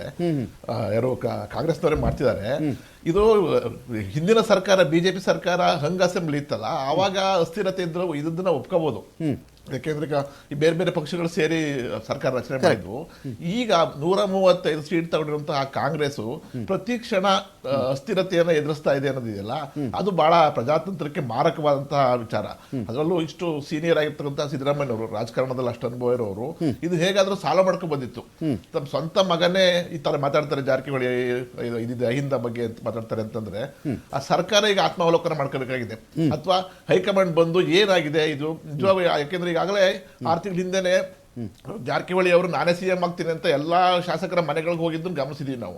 ಆದ್ರೆ ಇದು ಇವತ್ತಿನ ಕಥೆ ಅಲ್ಲ, ನವೆಂಬರ್ 20ರಿಂದ ಬದಲಾವಣೆ ಆಗುತ್ತೆ ಅನ್ನೋ ಕಥೆ ಅಲ್ಲ ಅದು. ಜಾರಕಿಹೊಳಿ ಆಗ್ಲೇ ಎಲ್ಲಾ ಶಾಸಕರ ಮನೆಗಳು. ಮಹೇಂದ್ರ ಅವರೇ, ಈ ಅಸ್ಥಿರತೆ ಅನ್ನೋ ವಿಷಯಕ್ಕೆ ಡೆಫಿನಿಷನ್ ಏನು ಅಂತ? ಯಾರೋ ಇಬ್ರು ಆಚೆ ಬರ್ತಾರೆ, ಯಾರೋ ಒಬ್ರು ತಿಂಡಿಗೆ ಸೇರಿದ್ದೆ ಅಂತಾರೆ, ಊಟಕ್ಕೆ ಸೇರಿದ್ದೆ ಅಂತಾರೆ. ಈಗ ಯತೀಂದ್ರ ಅವರೇ ಆಚೆ ಬಂದರು, ಇನ್ನೊಂದು ಕಡೆ ಇಲ್ಲಾರೋ ಇಕ್ಬಾಲ್ ಬಂದರು, ಕದಲೂರು ಬಂದರು. ಇದರೆಲ್ಲ ಬಂದ ತಕ್ಷಣ ಸರ್ಕಾರದಲ್ಲಿ ಕ್ಷೋಭೆ ಉಂಟಾಗ್ಬಿಟ್ಟಿದೆ ಅಂತನ ಮಾಧ್ಯಮಗಳು ಕ್ಯಾಮ್ರಾ ಸಿಕ್ತು, ಏನೋ ಮೆಸೇಜ್ ಪಾಸ್ ಮಾಡಬೇಕಾಗಿತ್ತು, ಅದು ಮೆಸೇಜ್ ಆಯಿತು. ಸರ್ಕಾರಕ್ಕಾಗಲಿ, ಆಡಳಿತಕ್ಕಾಗಲಿ, ಬಜೆಟ್ಗಾಗಲಿ, ಒಟ್ಟಾರೆಯಾಗಿ ರಾಜ್ಯದ ನಡವಳಿಕೆಗಳಿಗಾಗಲಿ ಸಂಬಂಧ ಇಲ್ಲ ಅಂತ ಕನ್ಸಿಡರ್ ಮಾಡಬಹುದಾ ಇದನ್ನ ಅಂತ? ಈಗ ಏನಾಗಿದೆ ನೋಡಿ, ಈ ಹಿಂದಿನ ಸಿದ್ದರಾಮಯ್ಯನವರ ಅಧಿಕಾರದ ಸಂದರ್ಭ ನೋಡಿ, ಆಗ ಇವರು DK ಶಿವಕುಮಾರ್ ಅವರಿಗೆ ಯಾವ ಅಧಿಕಾರವೂ ಇರಲಿಲ್ಲ. ಅವರು ಮಂತ್ರಿ ಆಗೋದಕ್ಕೆ ಹಲವಾರು ಬಾರಿ ಸತಾಯಿಸಿದ್ರು. ಈ ಸಾರಿ ಶಕ್ತಿ ಕೇಂದ್ರದಲ್ಲಿ 2 ಪವರ್ಫುಲ್ ಆಗಿರೋ ವ್ಯಕ್ತಿಗಳು ಕೂತಿದ್ದಾರೆ. ಒಂದು ಸಿದ್ದರಾಮಯ್ಯನವರು, ಇನ್ನೊಂದು ಅದೇ ಅಷ್ಟೇ ಶಕ್ತಿ ಇರುವಂತ DK ಶಿವಕುಮಾರ್ ಅವರು. ಮತ್ತು ಸದ್ಯಕ್ಕೆ ಅವರು KPCC ಅಧ್ಯಕ್ಷರು ಕೂಡ ಆಗಿರೋದ್ರಿಂದ 2 ಶಕ್ತಿ ಕೇಂದ್ರಗಳು ಕೂತಿರೋದ್ರಿಂದ ಸಹಜವಾಗಿ 2 ಚೇರ್ಗಳು ಒಂದೇ ಕಡೆ ಇದೆ, ಸಹಜವಾಗಿ ಈ ತರದ್ದು ಶುರು ಆಗುತ್ತೆ. ಇಬ್ರು ಹೊಂದಾಣಿಕೆ ಮಾಡ್ಕೊಂಡು ಹೋಗಲ್ಲ. ಇರೋದೇನಂದ್ರೆ ರಾಜ್ಯದ ಅಭಿವೃದ್ಧಿಯ ದೃಷ್ಟಿಯಿಂದ ಹೈಕಮಾಂಡ್ ಮಧ್ಯ ಪ್ರವೇಶ ಮಾಡಿ ಇವರಿಬ್ಬರ ನಡುವಿನ ಏನೋ ನಡೀತಾ ಇರಬಹುದಾದಂತದನ್ನ ಸಮಾಧಾನ ಮಾಡೋಕೆ ಪ್ರಯತ್ನ ಪಡ್ಬೋದಾಗಿತ್ತು. ಬಟ್ ಹೈಕಮಾಂಡ್ಗೆ ಆತರ ಶಕ್ತಿ ಇದೆಯೋ ಇಲ್ವೋ ಅಂತ ಅರ್ಥ ಆಗ್ತಿಲ್ಲ. ಯಾಕಂದ್ರೆ ಈವರೆಗೆ ಆತರ ಪ್ರಯತ್ನ ನಡೆದೇ ಇಲ್ಲ. ಅವ್ರು ಡೆಲ್ಲಿ ಕರ್ಸ್ಕೋತಾರೆ, ಪದೇ ಡೆಲ್ಲಿ ಕರ್ಸ್ಕೋತಾರೆ, ತಿಂಗಳಿಗೆ 15 ದಿವಸಕ್ಕೆ ಡೆಲ್ಲಿ ಕರ್ಸ್ಕೋತಾರೆ. ಡೆಲ್ಲಿದಲ್ಲಿ ಏನಾಗುತ್ತೆ ಅಂತ ಗೊತ್ತಾಗಲ್ಲ, ಎಲ್ಲ ಊಹೆ. ಅಲ್ಲಿಂದ ಮತ್ತೆ ವಾಪಸ್ ಬರ್ತಾರೆ. ಒಂದು ವಾರ ಆದ್ಮೇಲೆ ಮತ್ತೆ ಇದೇ ಅಸ್ಥಿರತೆಯ ಮಾತುಗಳೇ ಶುರು ಆಗ್ತಾರೆ. ಸರ್ಕಾರ ಬೀಳುತ್ತೆ, ಬದಲಾವಣೆ ಆಗುತ್ತೆ, ಈ ತರದ್ದು. ಜಾರಕಿಹೊಳಿ ವಿಷಯ ಪ್ರಸ್ತಾಪ ಬಂದ ತಕ್ಷಣ ಏನ್ ಮೆಸೇಜ್ ಕೊಡ್ತಿದ್ದಾರೆ ಸಿದ್ದರಾಮಯ್ಯನವರು ಅಂದ್ರೆ, ಬಹುಶಃ ನೀವೇನಾದ್ರೂ ನಮ್ಮನ್ನ ಕಂಟಿನ್ಯೂ ಮಾಡದೇ ಇದ್ರೆ ನಾವು ಬೇರೆ ಮಾಡ್ತೀವಿ ಅಂತನೋ, ಈ ತರದ ಮಾತುಗಳು ಈಗ ಅಸ್ಥಿರತೆಯ ಮಾತುಗಳು ಕೇಳ್ತಾ ಇದೆ. ಫೈನ್. ಅಖಾಡ ಬಿಗ್ ಫೈಟ್ ವಿಶೇಷ ನಾನು ಮತ್ತೆ ಮುಂದುವರಿಸ್ತಾ ಇದ್ದೀನಿ. ಗೌಡ್ರೆ, ಈಗ 2014-13 ಆದ ಮೇಲೆ ನಾವು BJPಯಲ್ಲೂ ಕೂಡ ಬೇಕಾದಷ್ಟು ರಾಜ್ಯಗಳು ನೋಡಿದ್ದೀವಿ. ಮುಖ್ಯಮಂತ್ರಿ ಬದಲಾವಣೆ ಆಗಿದ್ದಿದ್ದು ಹೌದು. ಬಟ್ ಎಲ್ಲವೂ BJPಯಲ್ಲಿ ಬೇಕೋ ಬೇಡವೋ ಹೈಕಮಾಂಡ್ ಒಂದು ಮಾತು ಹೇಳಿದ್ರೆ ಮುಗೀತು, ಫೈನಲ್. ಯಾರಾದರೂ ನರೇಂದ್ರ ಮೋದಿಯವರು 2.5 ವರ್ಷ ಆದಮೇಲೆ ಪ್ರಧಾನಿ ಆಗಿರಲ್ವಂತೆ, ನಾನು ಪ್ರಧಾನಿ ಆಗ್ತೀನಿ ಅಂತೆ ಅಪ್ಪಿ ಯೋಗಿ ಆದಿತ್ಯನಾಥ್, ರಾಜನಾಥ್ ಸಿಂಗು, ಅಮಿತ್ ಶಾನೋ, ನಿರ್ಮಲಾ ಸೀತಾರಾಮನ್ನು, XYZ ಇನ್ಯಾರಾದರೂ ಹೇಳಿದ್ರೆ ಪಾರ್ಟಿ ಏನು ಮಾಡುತ್ತೆ ಅಂತ ನಾನು ಊಹೆ ಮಾಡಿಕೊಳ್ಳಬಲ್ಲೆ. ಪಾರ್ಟಿ ಏನು ಕ್ರಮ ತಗೋಬಹುದು, ಪಾರ್ಟಿ ಬಿಟ್ಬಿಡಿ, ನರೇಂದ್ರ ಮೋದಿ ಅವರೇ ಅವ್ರನ್ನ ಏನು ಮಾಡಬಲ್ಲರು ಅನ್ನೋ ಅಂದಾಜು ಕೂಡ ನನಗಿದೆ. ಪಾರ್ಟಿ ಹೈಕಮಾಂಡ್ ಒಂದು ಕಡೆ ಇದ್ದಾಗ ಈಗ ಗುಜರಾತಲ್ಲಿ CM ಚೇಂಜ್ ಮಾಡಬೇಕಾ? ನೀವು ಬೇಡ, ನೆಕ್ಸ್ಟ್ ಸಂಪುಟ ಪೂರ್ತಿ ವರ್ಜೆ ಮಾಡ್ತೀನಿ, ವಿಸರ್ಜನೆ ಮಾಡ್ತೀನಿ, ನಾನು ನೆಕ್ಸ್ಟ್ ಒಂದು ಹೊಸ ಸಂಪುಟ ಕಟ್ತೀನಿ ಅಂತಿದ್ದಾಗ ನಿಮ್ಮಲ್ಲಿ ಈ ಸಮುದಾಯಗಳು, ಜಾತಿ ಇವುಗಳನ್ನು ಮುಂದೆ ಇಟ್ಕೊಂಡು ಶೀಲ್ಡಾಗಿ ಇಟ್ಕೊಂಡು ಆ ಶೀಲ್ಡ್ನ ಹಿಂಭಾಗದಲ್ಲಿ ಆಡಳಿತವನ್ನು ಚಪ್ಪರಿಸುವುದಕ್ಕೆ, ಅನುಭವಿಸುವುದಕ್ಕೆ ಸಿದ್ಧಾಂತದ ಹೆಸರನ್ನು ಆಚೆ ತೇಲಿಬಿಡ್ತೀರಾ ನೀವು ಅಂತ? ಅದಕ್ಕೂ ಮುಂಚೆ ಕರ್ನಾಟಕದಲ್ಲಿ ಬಿಜೆಪಿ ವಿರೋಧ ಪಕ್ಷದ ನಾಯಕ ಮಾಡಲಿಕ್ಕೆ 6 ತಿಂಗಳು ತಗೊಂಡ್ರು ಸರ್ಕಾರ ಬಂದ ಮೇಲೆ, ಒಂದು ಕಾನ್ಸ್ಟಿಟ್ಯೂಷನಲ್ ಪೋಸ್ಟ್ ಅದು. ಓಕೆ. ಎರಡನೇದು ನಳಿನ್ ಕುಮಾರ್ ಕಟೀಲ್ರನ್ನು ಬದಲಾವಣೆ ಮಾಡ್ಲಿಕ್ಕೆ 1 ವರ್ಷ ತಗೊಂಡ್ರು. ಇವಾಗಲೂ ಕೂಡ ವಿಜೇಂದ್ರನ ಮುಂದುವರಿಸಬೇಕಾ ಬೇಡವಾ ಅಂತ ತೀರ್ಮಾನ ಮಾಡ್ಲಿಕ್ಕೆ ಮೀನಾಮೇಷ ಎಣಿಸ್ತಾ ಇದ್ದಾರೆ. ವಿಜೇಂದ್ರ ಅವರು ಕೆಲಸ ಮಾಡೋಕೆ ಬಿಡ್ತಾ ಇಲ್ಲ, ಅವ್ರನ್ನ ಕೆಲಸನೂ ಮಾಡ್ತಾ ಇಲ್ಲ, ಅವ್ರು ಕಾಣೆಯಾಗಿದ್ದಾರೆ ಆಲ್ಮೋಸ್ಟ್ ಸಂಘಟನೆಯಲ್ಲಿ. ಸೊ ಆ ತರ ಪರಿಸ್ಥಿತಿ ಬಿಜೆಪಿದಲ್ಲಿದೆ. ಅದು ನಾನು ಹೇಳ್ತಾ ಇದ್ದೀನಲ್ಲ, ಅಧಿಕಾರಕ್ಕಾಗಿ ಅಹಿಂದ ಚಳುವಳಿ ಅಲ್ಲ, ಕೇವಲ ಅಧಿಕಾರಕ್ಕಾಗಿ ಅಹಿಂದ ಚಳುವಳಿ ಅಲ್ಲ. ಆ ಎಲ್ಲ ತಳ ಸಮುದಾಯದವರ ವರ್ಗಗಳಿಗೆ ಸಾವಿರಾರು ವರ್ಷಗಳಿಂದ ಯಾರಿಗೆ ಅವಕಾಶ ಸಿಕ್ಕಿಲ್ಲ, ಅಥವಾ ಸ್ವತಂತ್ರ ಬಂದ ನಂತರ ಮೇಲೆ ಯಾರಿಗೆ ಅವಕಾಶ ಸಿಕ್ಕಿಲ್ಲ, ಅವ್ರಿಗೆ ಅವಕಾಶ ವಂಚಿತರಿಗೆ ಒಂದು ಅವಕಾಶ ಮಾಡಿಕೊಡ್ಬೇಕು. ಸಾಮಾಜಿಕವಾಗಿ, ಒಂದು ರಾಜಕೀಯವಾಗಿ ಕೂಡ ಅವ್ರನ್ನ ಮುನ್ನೆಲೆಗೆ ತರಬೇಕು ಅನ್ನೋದು ಈ ಅಹಿಂದ ಚಳವಳಿಯ. ಹಾಗಾದ್ರೆ ಸಂವಿಧಾನದ ಅಸಮರ್ಪಕ ಜಾರಿ ಮಾಡ್ತಾ ಇದ್ದಿರ್ತಾವು ಅಂತ? ಇಲ್ಲ ನೋಡಿ, ಸ್ವಾತಂತ್ರ್ಯಕ್ಕೆ ಮುಂಚೆ ಹೇಳಿದ್ರೆ ಇದು ಒಪ್ಕೋತೀನಿ ನಾನು. ಸ್ವಾತಂತ್ರ್ಯ ಬಂದ ಮೇಲೂ ಯಾರಿಗೆ ಅವಕಾಶ ಸಿಕ್ಕಿಲ್ವೋ ಅಂತ ಹೇಳಿದ್ರೆ ಸಂವಿಧಾನದ ತುಂಬಾ ಒಂದು ಲಯನ್ಸ್ ಶೇರ್ ಅನ್ನ ಸ್ವಾತಂತ್ರ್ಯ ಬಂದ ಮೇಲೆ ಅಧಿಕಾರದ ಸಿಂಹಪಾಲನ ಅನುಭವಿಸಿರೋದೇ ನಿಮ್ಮ ಪಾರ್ಟಿ. ಹಾಗಿದ್ದಾಗ್ಲೂ ನೀವೇನೋ ಅವ್ರಿಗೆ ಕೊಡ್ತಾ ಇಲ್ಲ, ಅವ್ರಿಗೆ ಯಾವ್ದು ಅಸಮರ್ಪಕವಾಗಿ ಆಗ್ಬಿಟ್ಟಿದೆ ಅಂತ ಬಂದಾಗ ನಿಮ್ದೇ ಫೇಲ್ಯೂರ್ ಅಂತ ಆಗಲ್ಬೇಕೌಡ್ರೆ. ಒಂದೇನಾಗುತ್ತೆ ಅಂದ್ರೆ, ಈ ದೇಶ, ಈ ನಾಡು ಬಹು ಪಂಗಡಗಳು, ಬಹು ಜಾತಿ, ಬಹು ಧರ್ಮ, ಬಹು ಭಾಷೆ, ಬಹು ರೀತಿಯಲ್ಲಿ ಆರ್ಥಿಕ ವ್ಯವಸ್ಥೆಯಲ್ಲಿರ್ತಕ್ಕಂಥ ಜನಗಳಿದ್ದಾರೆ. ಎಲ್ಲರಿಗೂ ಸಮರ್ಪಕವಾಗಿ 75 ವರ್ಷ ಆದರೂ ಕೂಡ ನೀವು ಯಾವುದೇ ಮೀಸಲಾತಿ ಕೊಡಿ, ಯಾವುದೇ ಸಾಮಾಜಿಕ ಭದ್ರತೆಯ ಯೋಜನೆಗಳು ತೆಗೆದುಕೊಂಡು ಬನ್ನಿ, ಸಮರ್ಪಕವಾಗಿ ಎಲ್ಲರೂ ಸಮಾಜ ಮಾಡಲಿಕ್ಕೆ, ಎಲ್ಲರನ್ನು ಆರ್ಥಿಕವಾಗಿ ಈಕ್ವಲ್ ಮಾಡಲಿಕ್ಕೆ, ಸಾಮಾಜಿಕ ಈಕ್ವಲ್ ಮಾಡಲಿಕ್ಕೆ ಸಾಧ್ಯ ಆಗಿಲ್ಲ. ಇದು ವಸ್ತುಸ್ಥಿತಿ. ಇದನ್ನ ನಾವು ಅರ್ಥ ಮಾಡ್ಕೊಂಡೆ ತಾನೇ ಕೇಂದ್ರ ಸರ್ಕಾರ EWS ಅಂತ 10% ಮೀಸಲಾತಿ ತಗೊಂಡ್ಬಂದಿದ್ದು. 75 ವರ್ಷ ಆದ್ರೂ ಯಾಕೆ ಬ್ರಾಹ್ಮಣರಿಗೆ ಬಡವರು ಇದ್ದಾರೆ, ಅಥವಾ ಯಾರು ಮೀಸಲಾತಿ ಪರದಿಂದ ಆಚೆಗಿದ್ದಾರೆ ಅವ್ರಿಗೆ ಮೀಸಲಾತಿ ಕೊಡ್ಬೇಕಂತ ತೀರ್ಮಾನ ಮಾಡ್ತು. ಅದೇ ರೀತಿ ಇವಾಗಲೂ ಕೂಡ ಎಷ್ಟೊಂದು ವರ್ಗಗಳಿಗೆ ರಾಜಕೀಯ ಪ್ರಾತಿನಿಧ್ಯ ಕೊರತೆ ಇರ್ತದೆ. ಸೊ ಅವ್ರಿಗೆ 224 ಕೊಟ್ರೆ ಇರೋದು, ಅದಕ್ಕೆ 224 ಸೀಟೇ ವಿಧಾನಸೌಧದಲ್ಲಿ ಇರೋದು. ಪ್ರಾತಿನಿಧ್ಯ ಕೊಡ್ತೀನಿ 1000 ಜಾತಿ 1000 ಕೊಟ್ಬಿಡ್ತೀರಾ ನೀವು? ಇದೆಲ್ಲ ಸುಮ್ಮನೆ ಮಾತುಗಳು ತಾನೇ. ಇಲ್ಲ ರಮಾಕಾಂತ್, ಅದಕ್ಕೇನಂದ್ರೆ ವಿಧಾನಸೌಧ ಇಡ್ಸೋದು ಅಷ್ಟೇನೆ. ನೀವು ಹೇಳಿದ ಐ ಅಗ್ರಿ 224 ಕ್ಷೇತ್ರ ಅಷ್ಟೇ MLA ಆಗ್ಲಿಕ್ಕೆ ಸಾಧ್ಯ. 75 ಜನ MLC ಮಾಡಬಹುದು. ಆ 75 ಜನ MLC ನಲ್ಲಿ ಯಾರಿಗೆ ಚುನಾವಣೆ ನಿಲ್ಲಕ್ಕೆ ಸಾಮರ್ಥ್ಯ ಇರೋದಿಲ್ವಾ ಅವ್ರಿಗೆ ಅವಕಾಶವನ್ನ ಕೊಟ್ಟು, ಅವ್ರ ಪ್ರಾತಿನಿಧ್ಯವನ್ನ ಕೊಟ್ಟು, ಅವ್ರ ಸಮುದಾಯವನ್ನ ನಿಗಮ ಮಂಡಳಿಯನ್ನು ಸೇರಿಸ್ಕೊಳ್ಳಿ, ನಿಗಮ ಮಂಡಳಿಗಳು ಅದನ್ನು ಮಾಡಬಹುದು. ಆಮೇಲೆ ಈ ಚುನಾವಣೆ ಲೋಕಲ್ ಬಾಡಿ ಚುನಾವಣೆಗಳಿರ್ತಾವಲ್ಲ, ಕಾರ್ಪೊರೇಷನ್ ಅಥವಾ ಇನ್ನೊಂದು ಚುನಾವಣೆಗಳು, ಅಲ್ಲೂ ಕೂಡ ಅವಕಾಶಗಳನ್ನ ಕೊಟ್ಟು ಅವ್ರನ್ನ ಒಂದು ಸಬಲೀಕರಣ ಮಾಡುವಂತ ಅವಕಾಶ. ಸಿದ್ಧಾಂತ ಮುನ್ನಡೆಸುವ ಅನಿವಾರ್ಯ ಕಾಲಘಟ್ಟದಲ್ಲಿ ನಾವಿದೀವ ಅಂತ. ಸಿದ್ಧಾಂತ ಬೇಡ ಅಂತ ನಾನು ಹೇಳ್ತೀನಿ. ಅನಿವಾರ್ಯವಾಗಿದೆ, ಸಿದ್ಧಾಂತ ಮುಂದುವರಿಬೇಕು. ಮತ್ತೆ ಒಂದಷ್ಟು ಅರಮನೆ ಮೈದಾನದಲ್ಲಿ ಜನ ಸೇರಿಸಬೇಕು, ಒಂದಷ್ಟು ಪಾದಯಾತ್ರೆಗಳನ್ನು ಮಾಡಬೇಕು, ತಾಂಡಗಳಿಗೆ ಹೋಗ್ಬೇಕು, ಕೇರಿಗಳಿಗೆ ಹೋಗ್ಬೇಕು. ಈ ಸಿದ್ಧಾಂತದ ಅನಿವಾರ್ಯತೆ, ಚಳವಳಿಗಳ ಅನಿವಾರ್ಯತೆ, ಆ ತೀವ್ರತೆ ಘಟ್ಟದಲ್ಲಿ ನಾವಿದೀವ ಅಂತ. ಗೊತ್ತಾ, ಈ ದೇಶದಲ್ಲಿ ಜಾತಿ ವ್ಯವಸ್ಥೆ, ರಾಜ್ಯದಲ್ಲಿ ಜಾತಿ ವ್ಯವಸ್ಥೆ ಇದ್ದೇ ಇದೆ. ಓಕೆ. ನಾನು 1919 ನೀವು ತಗೊಂಡು ಬಂದ್ರೆ ಅವಾಗ ಒಂದು ಮೂವ್ಮೆಂಟ್ ಆಯಿತು. ಮಿಲ್ಲರ್ಸ್ ಕಮಿಷನ್ ಬಂದಾಗ, ರಾಜ್ಯಕ್ಕೆ ಮಿಲ್ಲರ್ಸ್ ಕಮಿಷನ್ ತಗೊಂಬಂದಾಗ ಮೈಸೂರು ರಾಜ್ಯದಲ್ಲಿ, ಅದು ಅವಾಗ 75% ಸರ್ಕಾರದ ಅಧಿಕಾರ ಬಂದು ಬ್ರಾಹ್ಮಣರ ಕೈನಲ್ಲಿತ್ತು. ಅವಾಗ ಲಿಂಗಾಯತರು ಮತ್ತೆ ಒಕ್ಕಲಿಗರು ನಮಗೂ ಮೀಸಲಾತಿ ಬರಲಿ, ನಾವು ಬರ್ತೀವಿ ಅಂತ ಹೇಳಿ 50% ಮೀಸಲಾತಿ ಬಂದದ್ದು ಆ ಸಮಯದಲ್ಲೇ. ಸೊ ಅದನಂತರ ಇಲ್ಲಿವರೆಗೂ ಅವಕಾಶಗಳನ್ನ ಒಕ್ಕಲಿಗರು, ಲಿಂಗಾಯತ, ಬ್ರಾಹ್ಮಣರು ತೆಗೆದುಕೊಂಡ್ರು ಕೂಡ ಹಿಂದುಳಿದ ವರ್ಗಗಳಿಗೆ ಇನ್ನೂ ನಮಗೆ ಅವಕಾಶಗಳು ಸಿಕ್ಕಿಲ್ಲ, ದಲಿತರು ನಮ್ಗೆ ಇನ್ನೂ ಅವಕಾಶಗಳು ಸಿಕ್ಕಿಲ್ಲ ಅನ್ನೋ ಒಂದು ಭಾವನೆ ಈಗಲೂ ಇದೆ. ಅಂದ್ರೆ ಸುಪ್ರೀಂ ಪೋಸ್ಟ್, ಈಗ ರಾಜ್ಯದಲ್ಲಿ ದಲಿತ ಮುಖ್ಯಮಂತ್ರಿ ಆಗಲಿಲ್ಲ, ಈಗ ದೇಶದಲ್ಲಿ ಒಬ್ಬರು ದಲಿತ ಪ್ರಧಾನಮಂತ್ರಿ ಆಗಿಲ್ಲ. ನಾವು ರಾಷ್ಟ್ರಪತಿಗಳಾಗಿರ್ಬೋದು, ಗವರ್ನರ್ಗಳಾಗಿರ್ಬೋದು, ಅಲ್ಪಸಂಖ್ಯಾತರಾಗಿರ್ಬೋದು, ಬೇರೆ ಬೇರೆ ಮಂತ್ರಿಗಳಾಗಿರ್ಬೋದು, ಬಹಳ ಅವಕಾಶಗಳು ಸಿಕ್ಕಿದಾವೆ, ಇಲ್ಲ ಅಂತ ಹೇಳಿ ಝೀರೋ ಅಂತೇನಲ್ಲ. ಆದರೆ ಆ ಭಾವನೆ ಇದೆಯಲ್ಲ, ಆ ಭಾವನೆ ಹೋಗಲಾಡಿಸ್ಲಿಕ್ಕೆ ಈ ತರ ಚಳುವಳಿಗಳ ಮುಖಾಂತರ ಒಂದು ಸಂಘಟನೆ ಮಾಡ್ಕೊಂತಾರೆ.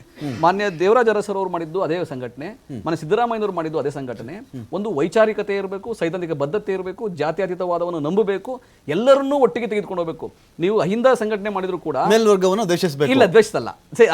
ಒಟ್ಟಿಗೆ ಎನ್ನುವ ಮಾತಲ್ಲ, ಮೇಲ್ವರ್ಗದ ದ್ವೇಷ ಇರಲ್ಲ, ಸಮ ಸಮಾಜ ಅಂತ ಇದು ಹೇಳ್ತೀವಿ. ಯಾಕಂದ್ರೆ ಇವರಿಗೆ DKಶಿ ಕೊಡಿ ಮಾಡ್ತಾರೇನೋ ಸಮ ಸಮಾಜ, ಅವರೂ ಮಾಡ್ತಾರೆ. ಅವ್ರು ಸಂಘಟನೆ ಮಾಡಿದ್ಕೆ ತಾನೇ ಈಗ ಮಗ ಹೇಳ್ಬಿಟ್ಟು ಸತೀಶ್ ಜಾರಕಿಹೊಳಿ ಇದಕ್ಕೆ ಫಿಟ್ ಅಂಡ್ ಫೈನ್. ಇದಕ್ಕೆ ನೋಡಿ, ನಾನು ಒಂದು ಸ್ಪಷ್ಟವಾಗಿ ಹೇಳ್ಬೋದು, ವೈಚಾರಿಕತೆಯಲ್ಲಿ, ಸೈದ್ಧಾಂತಿಕ ಬದ್ಧತೆಯಲ್ಲಿ ಸತೀಶ್ ಜಾರಕಿಹೊಳಿ ಮನೆ ಸಿದ್ದರಾಮಯ್ಯನವ್ರ ತರನೇ ಅದೇ ಚಾಪನಲ್ಲಿ ನಡ್ಕೊಂಡು ಬಂದಿದ್ದಾರೆ. ಬೇರೆಯವರು ಇಲ್ಲ ಅಂತ ಹೇಳಿಂಗಿಲ್ಲ. ನಮ್ಮಲ್ಲಿ 144 ಶಾಸಕರು ಕೂಡ ಜಾತ್ಯತೀತವಾದವನ್ನ, ಈ ಸಂವಿಧಾನದ ಆಶಯಗಳನ್ನ ಅಳವಡಿಸ್ಕೊಂಡಿರೋರೆ. ಕಾಂಗ್ರೆಸ್ ತತ್ವ ಸಿದ್ಧಾಂತದಲ್ಲಿ ಇದ್ದಾರೆ. ಆದ್ರೆ ಅವರೆಲ್ಲರನ್ನೂ ಒಟ್ಟುಗೂಡಿಸಿ ಯಾರು ನಾಯಕತ್ವ ಮುಂದಾಳತ್ವ ತಗೊಳ್ಬೇಕಂದ್ರೆ ಕಾಂಗ್ರೆಸ್ ಪಕ್ಷದ ಅಧ್ಯಕ್ಷರ ಪೋಸ್ಟ್ ಅಲ್ಲ ಅದು. ಅಹಿಂದ ನಾಯಕತ್ವ ಅನ್ನೋದು ಪಕ್ಷದ ಅಧ್ಯಕ್ಷರ ಪೋಸ್ಟ್ ಅಲ್ಲ. ಈ ಅಹಿಂದ ನಾಯಕತ್ವ ಸಿದ್ಧಾಂತ ಮತ್ತು ಅಧಿಕಾರ, ಆಳ್ವಿಕೆ, ಒಂದು ಸರ್ಕಾರ ನಡೆಸ್ತಕ್ಕಂಥ ತಾಕತ್ತು ಒಂದೊಂದು ಸಲ ಅನಿಸುತ್ತೆ ನಮಗೆ ಬೇರೆ ಬೇರೆ ಬೇರೆ ಸಬ್ಜೆಕ್ಟ್ ಅಂತ ಅನಿಸ್ಬಿಡ್ತಿದ್ದು. ಈ ಒಂದು ಚಳುವಳಿ ಸಿದ್ಧಾಂತ ಅಂತ ಮಾಡ್ಕೊಂಡು ಹೋದಾಗ ಬೇಕಾದಷ್ಟು ಮಾಡ್ಬೋದು ಚಳುವಳಿಗಳು ಮಾಡಿದವರೆಲ್ಲರೂ ಮುಖ್ಯಮಂತ್ರಿ ಆಗಿಬಿಡ್ತಾರಾ? ಆ ರಾಜ್ಯವನ್ನು ನಡೆಸ್ಕೊಂಡು ಹೋಗುವಂಥ ತಾಕತ್ತಿರುತ್ತಾ? ಎಕನಾಮಿಕಲಿ ಆಗಲಿ ಅಥವಾ ಬೇರೆ ಸಾಮಾಜಿಕವಾಗಲಿ ಆ ಜ್ಞಾನ ಇರುತ್ತೆ, ಅದೇ ಬೇರೆ ಸಬ್ಜೆಕ್ಟ್ ಬಂದ್ಬಿಡುತ್ತೆ. ಈ ಥರ ಕಾಂಗ್ರೆಸ್ಸಲ್ಲೇ ಮುಖ್ಯಮಂತ್ರಿ ಮಾಡಬೇಕು ಅಂದರೆ 25 ಕ್ಯಾಂಡಿಡೇಟ್ ಸಿಗ್ತಾರೆ. ಸಿದ್ಧಾಂತ ಅಂತ ಬಂದಾಗ ನಾವು ಒಬ್ಬರು ಫಿಕ್ಸ್ ಮಾಡಿಬಿಟ್ಟಿದ್ದೀವಿ, ಸತೀಶ್ ಜಾರಕಿಹೊಳಿ ಅವರನ್ನು. ಅವರ ಜಾಡಲ್ಲೇ ಬಂದಂಥವ್ರು, ಆ ಮೂಮೆಂಟಲ್ಲಿ ಇದ್ದಂಥವ್ರು ಎನ್ನುವ ಕಾರಣಕ್ಕೇ ಪಕ್ಷ ಸಂಘಟನೆ ಕಥೆ ಏನು, ಸ್ಟೇಟ್ ವೈಡ್ ಕಥೆ ಏನು? ಸರಿ, ಅದೆಲ್ಲವನ್ನು ಅವತ್ತೇ ಮಾಡಿದ್ದಿದ್ರೆ ಡಿ ಕೆ ಶಿ ಅವರನ್ನ ಕನ್ಸಿಡರೇ ಮಾಡಬಾರ್ದಾಗಿತ್ತು. ಇವರಿಗೆ ಪಕ್ಷ ಸಂಘಟನೆಯೂ ಬೇಕು, ಚುನಾವಣೆ ಬಂದಾಗ ಗೆಲ್ಲಿಸೋರೂ ಬೇಕು. ಆನಂತರ ನಾನೊಂದು ಹುದ್ದೆ ಕೊಟ್ಟಿದ್ದರಿಂದ DCM ಹುದ್ದೆ ಕೊಟ್ಟಿದ್ದೂ ಆಯಿತು. ಈಗ ಅಂತ ಬಂದಾಗ ಈ ಸೈದ್ಧಾಂತಿಕತೆ ಅನ್ನೋ ಒಂದು ವಿಷಯ ಇಡ್ತಾರಲ್ಲ, ಇದೊಂದು ರೀತಿಯಲ್ಲಿ ನೀರಿನ ಮೇಲೆ ಗುಳ್ಳೆ ಥರನ ಅಥವಾ ಒಂದು ಭ್ರಮೆನ ಇದು ಜನಗಳಿಗೆ ಮೂಡಿಸೋದು? ಇಲ್ಲ, ಅವರು ಯತೀಂದ್ರ ಅವರ ಸ್ಟೇಟ್ಮೆಂಟ್ ಏನಿದೆ, ಒಬ್ಬರನ್ನ ಅದು ಸೈದ್ಧಾಂತಿಕವಾಗಿ ಕೇವಲ ಅವರು ಬಹಳ ಸ್ಟ್ರಾಂಗ್ ಆಗಿದ್ದಾರೆ ಅಂತ ಹೇಳೋ ಮೂಲಕ ಅವರ ಆಪೋಸಿಟ್ ಬಣ ಏನಿದೆಯಲ್ಲ ಅವರನ್ನ ಸೈದ್ಧಾಂತಿಕವಾಗಿ ಅವರು ಸ್ಟ್ರಾಂಗ್ ಅಲ್ಲ ಅನ್ನುವಂಥ ಮೆಸೇಜ್ ಅನ್ನು ಕೊಟ್ಟಿದ್ದಾರ ಅನ್ನುವಂಥ ಒಂದು ಅಭಿಪ್ರಾಯ, ಸಾಮಾನ್ಯ ಇದು ಡೌಟ್, ಸಂಶಯ ಎಲ್ಲರಿಗೂ ಮೂಡುತ್ತೆ. ಅದು ನಮಗೂ ಇರ್ಬೋದು, ನಿಮಗೂ ಇರ್ಬೋದು, ಸಾಮಾನ್ಯ ಜನರಿಗೂ ಇರ್ಬೋದು ಅಲ್ವಾ? ಅದಾದ ನಂತರ ಇನ್ನೊಂದು ಹೇಳ್ತಾರೆ ಅವ್ರು, ಏನಂತ ಹೇಳಿದ್ರೆ, ಅವರ ಬಣದಲ್ಲಿ ಯಾರೊಬ್ರು ರಾಜೇಂದ್ರ ಅವ್ರು ಇರ್ಬೇಕನ್ಸುತ್ತೆ, ಎಲ್ಲ ಹೆಚ್ಚಿನ ಶಾಸಕರ ಬೆಂಬಲ ಯಾರಿಗಿರುತ್ತೋ ಅವರಿಗೆ ಮುಖ್ಯಮಂತ್ರಿ ಕೊಡಬೇಕು ಅಂತಾರೆ. ಆದರೆ ತದ್ವಿರುದ್ಧವಾಗಿ DK ಶಿವಕುಮಾರ್ ಅವರ ಬಣದಲ್ಲಿ ಅಂತ ಗುರುತಿಸಲ್ಪಟ್ಟವರು ಅವ್ರು ಹೇಳ್ತಾರೆ ಶಾಸಕರ ಬೆಂಬಲ ಬೇಕಾಗಿಲ್ಲ ಅಂತ ಹೇಳ್ತಾರೆ. ಅಂದ್ರೆ ಎಲ್ಲೋ ಒಂದ್ ಕಡೆ ಬಣ ಇರೋದು ಸ್ಪಷ್ಟ, ಹಾಗೂ ಕಾಂಗ್ರೆಸ್ ಪಕ್ಷ ಇಬ್ಬಾಗವಾಗಿರುವಂಥದ್ದು ಸ್ಪಷ್ಟವಾಗಿ ಇದರಿಂದ ನಿರೂಪಿತವಾಗುತ್ತೆ. ನಂಬರ್ 1.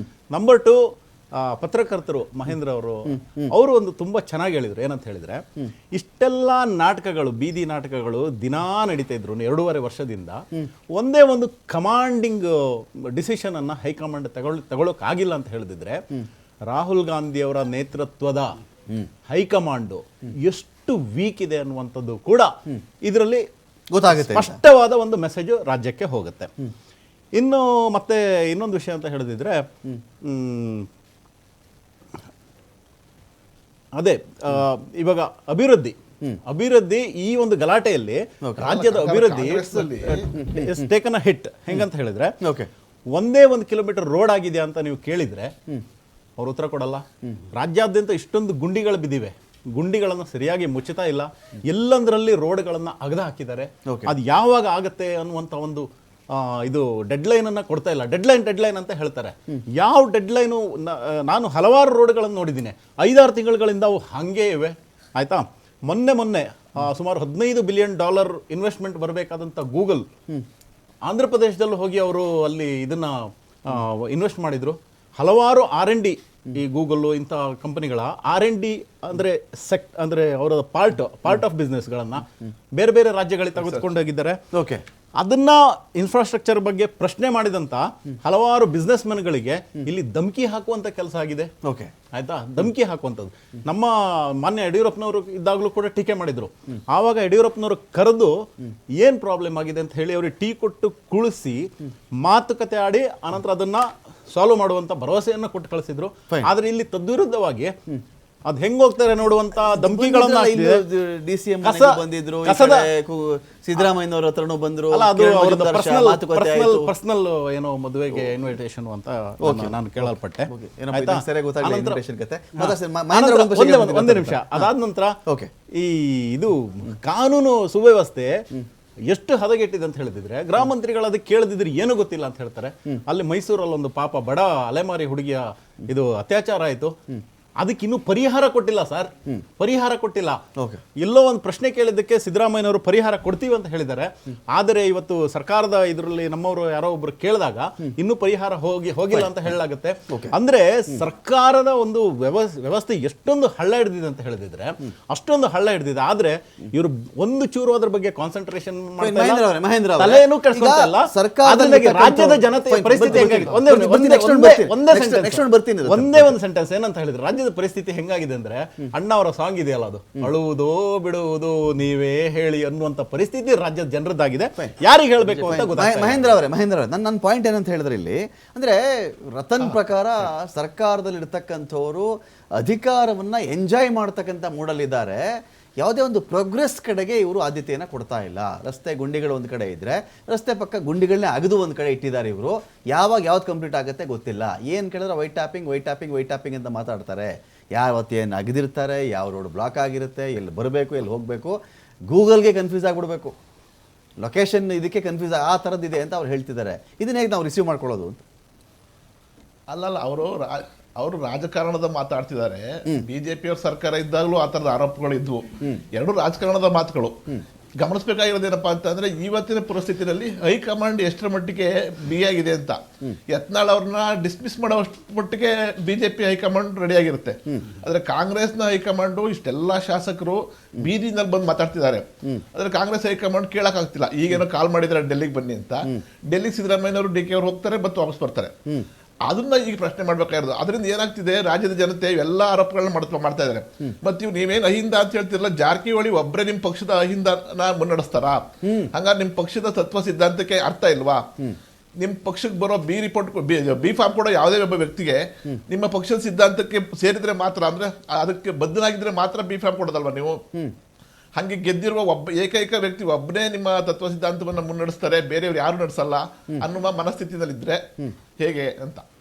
ಈಗ ಹೈಕಮಾಂಡ್ಗೆ ಡಿ ಕೆ ಶಿವಕುಮಾರ್ ಅವರು, ಈಗ ಮಹೇಂದ್ರ ಅವರೇ, ಹೈಕಮಾಂಡ್ಗೆ ಡಿ ಕೆ ಶಿವಕುಮಾರ್ ಅವರು ನೀಲಿಗಣ್ಣಿನ ಹುಡುಗ ಇರಬಹುದು. ಎಸ್ ಎಂ ಕೃಷ್ಣ ಅವ್ರಿಗೂ ಡಿ ಕೆ ಶಿವಕುಮಾರ್ ನೀಲಿಗಣ್ಣಿನ ಹುಡುಗನೇ ಆಗಿದ್ರು. ಈ ಕಡೆ ಡಿ ಕೆ ಶಿವಕುಮಾರ್ ಅವ್ರಿಗೆ ಮುಖ್ಯಮಂತ್ರಿ ಪಟ್ಟ ಕೊಡಕ್ಕೆ ಆಸೆ ಇರಬಹುದೇನೋ, ಕೊಡಕ್ಕೆ ಆಗ್ತಾ ಇಲ್ಲ. ಈ ಕಡೆ ರಾಜ್ಯದ ಸಾರಥಿ ಇದ್ದಾರಲ್ಲ ಸಿದ್ದರಾಮಯ್ಯನವರು, ಆ ಬಲಿಷ್ಠ ಸಾರಥಿಯನ್ನ ಇವ್ರು ಅಲಗಳೆಯಕ್ಕೂ ಆಗಲ್ಲ. ಸಿದ್ದರಾಮಯ್ಯನವ್ರನ್ನ ಬೇಡ ಅಂತಲೂ ಹೇಳಕ್ಕಾಗ್ತಾ ಇಲ್ಲ. ಡಿ ಕೆ ಶಿವಕುಮಾರ್ ನೀವು ಬೇಕು ಅಂತಲೂ ಕೂರಿಸೋ ಸ್ಥಿತಿಲಿ ಹೈಕಮಾಂಡ್ ಇಲ್ವಾ? ಈ ಇಕ್ಕಟ್ಟಿಗೆ ಸಿಕ್ಕಾಕೊಂಡಿದೆ ಕಾಂಗ್ರೆಸ್ ಹೈಕಮಾಂಡ್ ಅಂತ. ಅಲ್ಲ, ಈ ಹಿಂದೆ ಕಾಂಗ್ರೆಸ್ನ ಇತಿಹಾಸ ಗಮನಿಸಿದ್ರೆ ದೇವರಾಜ್ ಅರಸುವಂತಹ ಸಮರ್ಥ ನಾಯಕರಿದ್ದಂತಹ ಸಂದರ್ಭದಲ್ಲಿ ಅವರನ್ನ ಬದಲಾಯಿಸಿ ಗುಂಡೂರಾಯರನ್ನ ಕೂರಿಸಿದ್ರು. ಅವತ್ತಿಗೆ ಏನು ಶಾಸಕರ ಬೆಂಬಲ ಅಂತ ಏನ್ ಮಾತಾಡ್ತಿದ್ವಿ, ಶಾಸಕರು ವರ್ಸಸ್ ಹೈಕಮಾಂಡ್ ಮಾತಾಡ್ತಿದೀವಲ್ಲ, ಆವತ್ತು ಶಾಸಕರ ಅತಿ ಹೆಚ್ಚು ಬೆಂಬಲ ಅರಸೋರ್ಗಿತ್ತು. ಆದ್ರೆ ಬದಲಾವಣೆ ಆದ ಮರುಕ್ಷಣವೇ ಅಷ್ಟು ಶಾಸಕರು ಗುಂಡೂರಾಯರ ಹತ್ರ ಇದ್ರು. ಬಂಗಾರಪ್ಪನವ್ರ ಕಳೆದು ಸೇರಿಸ್ಕೊಳ್ಬೇಕಾದ್ರೆ ಇದಕ್ಕೆ ಹೌದು ಅದನ್ನು ಸೇರಿಸ್ಕೊಳ್ಳಿ. ಅಂದ್ರೆ ಹೈಕಮಾಂಡ್ ಈಗ ಶಕ್ತಿಶಾಲಿ ಅಂತ ಯಡಿಯೂರಪ್ಪನವ್ರನ್ನ ಜಾತಿಯಿಂದ ಮತ್ತು ಅವರ ಬೆಂಬಲಿಗರ ದೃಷ್ಟಿಯಿಂದನೂ ದೊಡ್ಡ ನಾಯಕರಾದಂತ ಯಡಿಯೂರಪ್ಪನವ್ರನ್ನ ಬದಲಾಯಿಸಿ ಬಿಜೆಪಿ ದಕ್ಕಿಸ್ಕೊಂಡ್ರಲ್ಲ. ಓಕೆ, ಇಷ್ಟೆಲ್ಲ ಚರ್ಚೆ ಒಂದು ಕಡೆ ಆಗ್ತಾ ಇದೆ. ಸಿಎಂ ಸಿದ್ದರಾಮಯ್ಯನವರು ತಮ್ಮ ಮಗನ ಹೇಳಿಕೆಗೆ ಸಂಬಂಧಪಟ್ಟಂತೆ MLC ಯತೀಂದ್ರ ಸಿದ್ದರಾಮಯ್ಯ ಹೇಳಿದ್ದಾರಲ್ಲ, ಅದಕ್ಕೆ ಸಂಬಂಧಪಟ್ಟಂತೆ ಸಿದ್ದರಾಮಯ್ಯನವ್ರ ವರ್ಷ ನಾವು ವೆಯ್ಟ್ ಮಾಡ್ತಾ ಇದ್ವಿ. ಏನು ಹೇಳಿದ್ದಾರೆ ಕೇಳಿ. ಯತೀಂದ್ರನ ತಿರುಚಿ ಮಾಡಿದ್ರೆ ಏನಂತ ಹೇಳಿ ನಾನು ಕೇಳಿದೆ. ಸೈದ್ಧಾಂತಿಕವಾಗಿ ಮಾತಾಡಿದ್ದೀನಿ ಅಂತ ಹೇಳ್ದ.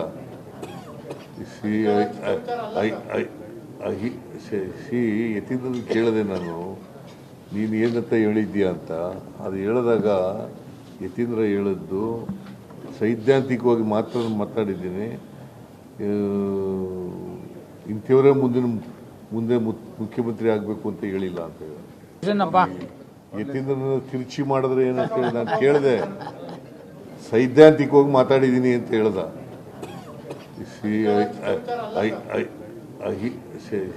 ಯತೀಂದ್ರನ ಕೇಳಿದೆ ನಾನು, ನೀನು ಏನಂತ ಹೇಳಿದ್ದೀಯ ಅಂತ. ಅದು ಹೇಳಿದಾಗ ಯತೀಂದ್ರ ಹೇಳಿದ್ದು ಸೈದ್ಧಾಂತಿಕವಾಗಿ ಮಾತ್ರ ಮಾತಾಡಿದ್ದೀನಿ, ಇಂಥವರೇ ಮುಂದೆ ಮುಖ್ಯಮಂತ್ರಿ ಆಗಬೇಕು ಅಂತ ಹೇಳಿಲ್ಲ ಅಂತ ಹೇಳಿ. ಈಗ ಸೈದ್ಧಾಂತಿಕವಾಗಿ ಮಾತ್ರ ಹೇಳಿದ್ದೀನಿ ಅಂತೇಳಿ ಯತೀಂದ್ರ ಹೇಳಿದ್ರು ಅಂತ CM ಸಿದ್ದರಾಮಯ್ಯನವ್ರು ಹೇಳ್ತಾ ಇರೋದು. ಈ ಸೈದ್ಧಾಂತಿಕ ವಿಚಾರ ಬಂದಾಗ ಸತೀಶ್ ಜಾರಕಿಹೊಳಿ ಅವ್ರಿಗೆ ನಾಳಿನ ಅರಮನೆ ಮೈದಾನ ಕರೆದುಬಿಟ್ಟು ನೀವು ಇನ್ಮೇಲೆ ಸೈದ್ಧಾಂತಿಕ ಸಾರಥಿ, ಅಹಿಂದದ ಸೈದ್ಧಾಂತಿಕ ಸಾರಥಿ ನೀನಪ್ಪ, ಇನ್ಮೇಲೆ ರಾಜ್ಯ ಪೂರ್ತಿ ಸಿದ್ಧಾಂತನ ಮಾತಾಡ್ಕೊಂಡು ನೀನು ತಿರುಗಾಡ್ತಾ ಇರು, ಜವಾಬ್ದಾರಿ ಕೊಟ್ಬಿಡಿ ಅವ್ರಿಗೆ. ಇಲ್ಲಿ ಇನ್ನೊಂದು ವಾಸ್ತವ ಇದೆ ಗೌಡ್ರೆ, ಯಾರು ಏನು ಜನ ನೋಡ್ತಿರ್ತಾರೆ. ಇಲ್ಲಿ ಇನ್ನೊಂದು ಏನಾಗಿದೆ ಅಂತ ಹೇಳಿದ್ರೆ, ಸಿದ್ದರಾಮಯ್ಯನವರ ಮುಖ್ಯಮಂತ್ರಿ ಅವಧಿ ಇನ್ನೂ 2.5 ವರ್ಷ ಆಯ್ತಾ ನಾವೆಲ್ಲರೂ ಅಂದ್ಕೊಂಡಿದ್ದೀವಿ. 5 ವರ್ಷ ಅವರು ಮುಖ್ಯಮಂತ್ರಿ ಆದ 5 ವರ್ಷ ಅಂತ ಹೇಳಿ. ಈ ಥರದ ಮಾತುಗಳು ಅವ್ರ ಕಡೆ ಬಣದಿಂದನೇ ಪದೇ ಪದೇ ಪದೇ ಬರ್ತಿರೋದು ನೋಡಿದ್ರೆ ಮುಂದೆ ಯಾರು ಮುಖ್ಯಮಂತ್ರಿ ಆಗ್ತಾರೋ ಗೊತ್ತಿಲ್ಲ. ಆದರೆ ಮುಖ್ಯಮಂತ್ರಿ ಬದಲಾವಣೆ ಅಂತೂ ಹಾಗೆ ಆಗುತ್ತೆ ಅನ್ನೋ ಒಂದು ಮೆಸೇಜ್ ಅಂತೂ ಹೋಗ್ತಾ ಇದೆ. ಇದು ನಿಜನಾ? ಇಲ್ಲ, ನಿಜ ಅಲ್ಲ. ನೀವು ಹೇಳಿದ ಮಾತು ಏನು ಇಲ್ಲದಿದ್ರೆ ಅಭದ್ರತೆ ಮಾತು ಆ ಬಣದಿಂದನೇ ಯಾಕೆ ಬರುತ್ತೆ? ಈಗ ಒಂದು ನಿಮ್ಮ ಮಾತುಗೆ ಮುಂಚೆ ಬಿಜೆಪಿ ವಕ್ತಾರರು ಮತ್ತೆ ಮಹೇಂದ್ರ ಅವರು ಹೈಕಮಾಂಡ್ ದುರ್ಬಲ ಆಗಿದೆ, ಇಲ್ಲಿ ಅಸ್ತವ್ಯಸ್ತೆ ಆಗಿದೆ, ಜನ ರೋಸ್ ಹೋಗ್ತಾ ಇದ್ದಾರೆ, ಆ ಥರದ್ದು ಏನೂ ಆಗಿಲ್ಲ. ಓಕೆ, ಮುಖ್ಯಮಂತ್ರಿ ಹುದ್ದೆ ಖಾಲಿ ಇಲ್ಲ. ಅದ್ರ ಬಗ್ಗೆ ಮುಖ್ಯಮಂತ್ರಿ ಬದಲಾವಣೆಯ ಚರ್ಚೆ KPCC ಅಧ್ಯಕ್ಷರಲ್ಲಾಗಲಿ ಸಿದ್ದರಾಮಯ್ಯನವರಲ್ಲಾಗಲಿ ಹೈಕಮಾಂಡ್ ಆಗಲಿ ಚರ್ಚೆ ನಡೀತಾ ಇಲ್ಲ. ಕೆಲವು ಮಾನ್ಯ DK ಶಿವಕುಮಾರ್ ಪರವಾಗಿರೋರು ಇವರು ಮುಖ್ಯಮಂತ್ರಿ ಆಗಲಿ ಅಂತ ಆಸೆ ಪಟ್ಟು ಕೇಳೋದ್ರೂ ತಪ್ಪಿಲ್ಲ, ಅದು ಹೇಳ್ತಿದ್ದಾರೆ. ಸಿದ್ದರಾಮಯ್ಯನವ್ರನ್ನ ಪ್ರಶ್ನೆ ಮಾಡಿದಾಗ, ಮಾಧ್ಯಮದ ಪ್ರಶ್ನೆ ಮಾಡಿದಾಗ ನಾನೇ 5 ವರ್ಷ ಮುಖ್ಯಮಂತ್ರಿ ಅಂತ ಅವ್ರು ಹೇಳಿದ್ದಾರೆ. ಸೊ ಹೈಕಮಾಂಡು ಅದಕ್ಕೆ ಏನು ಇಲ್ಲಿನ ಚರ್ಚೆಗೆ, ಇಂಥ ಚರ್ಚೆಗಳಿಗೆ, ಸಣ್ಣ ಪುಟ್ಟ ಚರ್ಚೆಗಳೆಲ್ಲ ಏನು ಕಿವಿ ಕೊಡಬೇಕಾದಿಲ್ಲ, ನೀವು ಒಳ್ಳೆ ಆಡಳಿತ ಮಾಡ್ತಿದ್ರೆ ಮಾಡಿ ಅಂತ ಹೇಳಿದ್ದಾರೆ. ಇಷ್ಟು ವ್ಯವಸ್ಥೆ. ಆದಾಗ್ಯೂ ಕೂಡ ನೀವು ಹೇಳೋ ಪ್ರಕಾರದಲ್ಲಿ ನೋಡಿ, ಎಲ್ಲ ಪಕ್ಷಗಳಲ್ಲೂ ಜಾತಿ ವ್ಯವಸ್ಥೆ ಇದೆ, ಎಲ್ಲ ಸಮಾಜದಲ್ಲಿ ಜಾತಿ ವ್ಯವಸ್ಥೆ ಇದೆ. ನಮ್ಮ ಪಕ್ಷದಲ್ಲಿ SC ಮೋರ್ಚಾ ಇದೆ, ST ಡಿಪಾರ್ಟ್ಮೆಂಟ್ ಇದೆ, ಮೈನಾರಿಟಿ ಡಿಪಾರ್ಟ್ಮೆಂಟ್ ಇದೆ, OBC ಡಿಪಾರ್ಟ್ಮೆಂಟ್ ಇದೆ. ಬಿಜೆಪಿನಲ್ಲೂ SC ಮೋರ್ಚಾ, ST ಮೋರ್ಚಾ ಈ ಥರ ಎಲ್ಲ ಕಡೆನೂ ಇದೆ. ಮೈನಾರಿಟಿ ಮೋರ್ಚಾ ಕೂಡ ಇದೆ ಅವರಲ್ಲಿ. ಆ ಥರ ಇರಬೇಕಾದ್ರೆ ಆ ಸಂಘಟನೆಯನ್ನ ಯಾರಾದರೂ ಪಕ್ಷದಿಂದಲೂ ಮಾಡ್ತಾರೆ. ಪಕ್ಷನೂ ಬಿಟ್ಟು ಆಚೆಗಳನ್ನು ಕೂಡ ಸಾಂಸ್ಕೃತಿಕವಾಗಿ, ರಾಜಕೀಯವಾಗಿ, ಸಾಮಾಜಿಕವಾಗಿ ಯಾರೋ ಸಂಘಟನೆ ಮಾಡಿದ್ರೆ ಪಕ್ಷಗಳಿಗಾದ್ರೆ ಅದನ್ನ ನಾವು ಯಾರು ಬೇಡ ಅಂತ ಹೇಳೋದಿಲ್ಲ. ಈಗ ಈ ಸೈದ್ಧಾಂತಿಕ ಸಾರಥಿ ಆಯ್ಕೆ ಮತ್ತು ಅಧಿಕಾರ ಹಸ್ತಾಂತರ ಯಾವುದಿಲ್ಲ. ಅಹಿಂದ ಸೈದ್ಧಾಂತಿಕ ಸಾರಥಿಯ ಕೈಗೆ ಅಧಿಕಾರ ಹಸ್ತಾಂತರ ಮಾಡುವ ಒಂದು ಕಾರ್ಯಕ್ರಮ ನಿಗದಿ ಮಾಡಿ ನೀವು ಯತೀಂದ್ರ ಅವ್ರನ್ನೇ ಮುಂದೆ ಕರೆಸ್ಬಿಟ್ಟು ಕೊಟ್ಟುಬಿಡಿ, ಸತೀಶ್ ಜಾರಕಿಹೊಳಿ ಸಿದ್ಧಾಂತ ಮಾತಾಡ್ಕೊಂಡು ಹೋಗ್ರಪ್ಪ, ನೀವು ನಮ್ಗೆ ಈ ಅಧಿಕಾರ ವಹಿಸ್ತಾ ಇದೀವಿ ಅಂತ ಹೇಳಿ ಮುಖ್ಯಮಂತ್ರಿ ಹುದ್ದೆ ಬಗ್ಗೆ ಮಾತಾಡಿಲ್ಲ ತಾನೆ ಅವರು, ನಿಜ ಅಲ್ವಾ?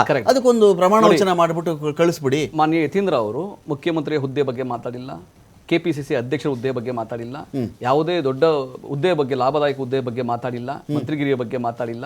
ಅವ್ರು ಸ್ಪಷ್ಟವಾಗಿ ಹೇಳಿದೆ ಅಂದ್ರೆ ಒಂದು ಆಂದೋಲನ ಮತ್ತೆ ಚಳುವಳಿ.